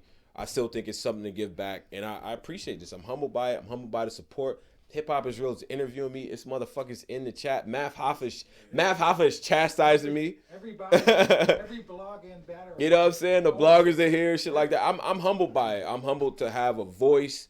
I'm humbled that people take what I do seriously, and to the point where they critique me about it. And I just want to continue to bring dope content, and I want to stay away from the negativity. Folks who still have kind of a problem with me, I mean, I want to address it. If you would like to address me, we definitely can talk. I do the phone conversation. I'm a phone guy. DM me, we could talk. But I don't, you'll never get anything from me online in the way of trashing you. I'm not invested like that. It doesn't need to play out in the public square if it's actual tension. If it's just a disagreement about who you think won a battle, my nigga, we could do that all day. And then we can have a drink about it. That's what we do at events. I've debated with a kid in line for about 20 minutes. I'm like, bro, I got to get you your first drink when we get in here, because you tore my head off about this battle. I still think Tay Rock beat Sharon. Fuck y'all. But he killed me in line. So it's just like, it's just about the culture, man. It's a hobby. The fuck? Yeah. So I agree with you. For me, you already know this is my life and this is fun. You know what I'm saying? This ain't like, I enjoy doing this. This is like, I get up. I love the culture. I love what I do out here. So I just want to say, Tony, bro, man, I appreciate your time. I appreciate you coming out here, and the fans really rock with you, and there's a lot more coming. You know what I'm saying? Regardless of what they know now, just some people where they can follow you at, man. Yeah, and you man. know what I'm saying, where you gonna probably launch your next big, you know what I'm saying, thing for the people so they could know. right. So I do got a couple. Well, mainly on Twitter at Tone Capo. That's CONEQAPO. And no, the capo is not because of Caps. I'm a Q, Omega Psi Phi, root to the Bruz. Capone was my line name, so whatever. Deuces up. So yeah, hit me up on that. And I'm not really on the gram. I'm not really super active on Facebook like that. My mama be in them be on Facebook. I don't really do See that. you going in and shit. Yeah, mama, why you cursing on Facebook? Like, I'm not doing that. But yeah, no, I'm launching. Things are going to be launching soon. I'm going to make some announcements. I'm going to talk about some things. I don't want to give it away right now, what I'm working on, but I'm definitely going to be around. Again, I'm humbled by the support. I mean, you don't have to always agree with me. My goal in this was never to have 100% agreement across the board. if you don't like what I do, I mean, you don't like it. But hey, it is what it is. There's other people out here that's doing great work that you probably would like. And I just want to see the culture grow. That's it. I don't take none of this shit personally, but I like when the culture is presented in the light that it should be. These are the most talented people in the fucking world. What? And we sometimes as fans, we do take that for granted, and we hard on them. You know what I'm saying? Because this is our culture, so we care about it. So people who care about this shit, God bless y'all. Yeah, that's just all I got to say, man. Yo, once again, man, Tony, bro, thank you. And salute to everybody that was on the live. This is one of our best shows. You know what I'm saying? Salute to J Biz, our moderator. Salute to Math Hoffa, one of the best battle rappers in the game. Salute to God Mystery. Salute to God Mystery, man. Thank you for holding it down, man. We appreciate the love. You know what I'm saying? Salute to, you know what I'm saying? Salute to Dre. Salute to all the bloggers from Battle Truth, you know what I mean? Rome, Piper, everybody who we've mentioned on here. God, the Sun God, you know what I'm saying? The list goes on. Salute to the fans and, you know, the supporters, you know what I mean? Salute to all the phone calls I'm going to get. You know what I'm saying? Salute to all the people who salute the Angry Fan, because, you know, we definitely mentioned you a lot. The 3-letter man. Twitter, subscribe to him. And yeah, subscribe to Tony, bro. Very And vocal. I'm a vocal guy. make sure you subscribe to hiphopisreal.com as well. We on Twitter, hiphopisreal TV, hiphopisreal on Instagram, hiphopisreal.com on Facebook, and everything else Hip Hop is Real, man. Go to the YouTube, subscribe. And thank you for all the new subscribers, man. Salute to Tony, bro, for bringing us new subscribers as well. You know what I'm saying? Facts. Yeah, we headed to 50,000, so salute to everybody. But we out here working. Thank you, guys. Have a good night. It's your boy Nas the God. We signing out. Frogs, nigga. Frogs. Let's get it. Yeah. I'm waiting for the homie T to let it go. You know what I mean? But you know what I mean? End it. You know what I mean? Yeah, you know what I mean? Stay elevated. Shout to these jokes too. I want all the jokes too. I want all the Michael Vick, Tracy Morgan. They hit me with some jokes, right? They got Ray Charles. Say you got the sharpest hairline. You no fucking way, really? Steve Harvey, Thank you so much. This is my actual hair. Appreciate it. Shout out to my pops. Good. Shout out to my pops, man. R.I.P. to him. And R.I.P. to people who lost somebody in 2017 for real, man. Because I'm still like all y'all. I just want to say this before you get off. Everybody who shouted me out, even if we had tension before. You know, I'm talking to people, you know, Battle Truth and shit like that. I seen you shout me out and shit when my pops died. Shout out to everybody who really supported me with that, man. I every day I think about my dad, so I appreciate y'all for doing that. Real shit. So that shit meant a lot to me when y'all came out for that. You know what I mean? My mom was a little taken aback, like, bro, like they really, you know what I mean? Like, so I appreciate that. All right, so salute to everybody.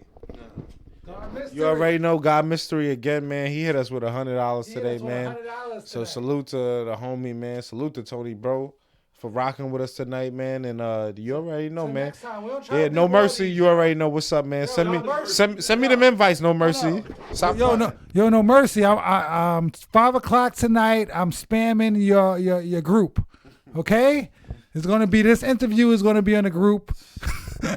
Salute to No Mercy, man. Trap house shit, you know what I mean? The trap, you know what I mean? Spam the group with your old interview. Make sure you follow the trap as well, man. You already know. No Mercy Trap NY. You already know. Let's work, man. But Battle Rap, we working together, man. You already know. We gonna get it right. Till next time, y'all.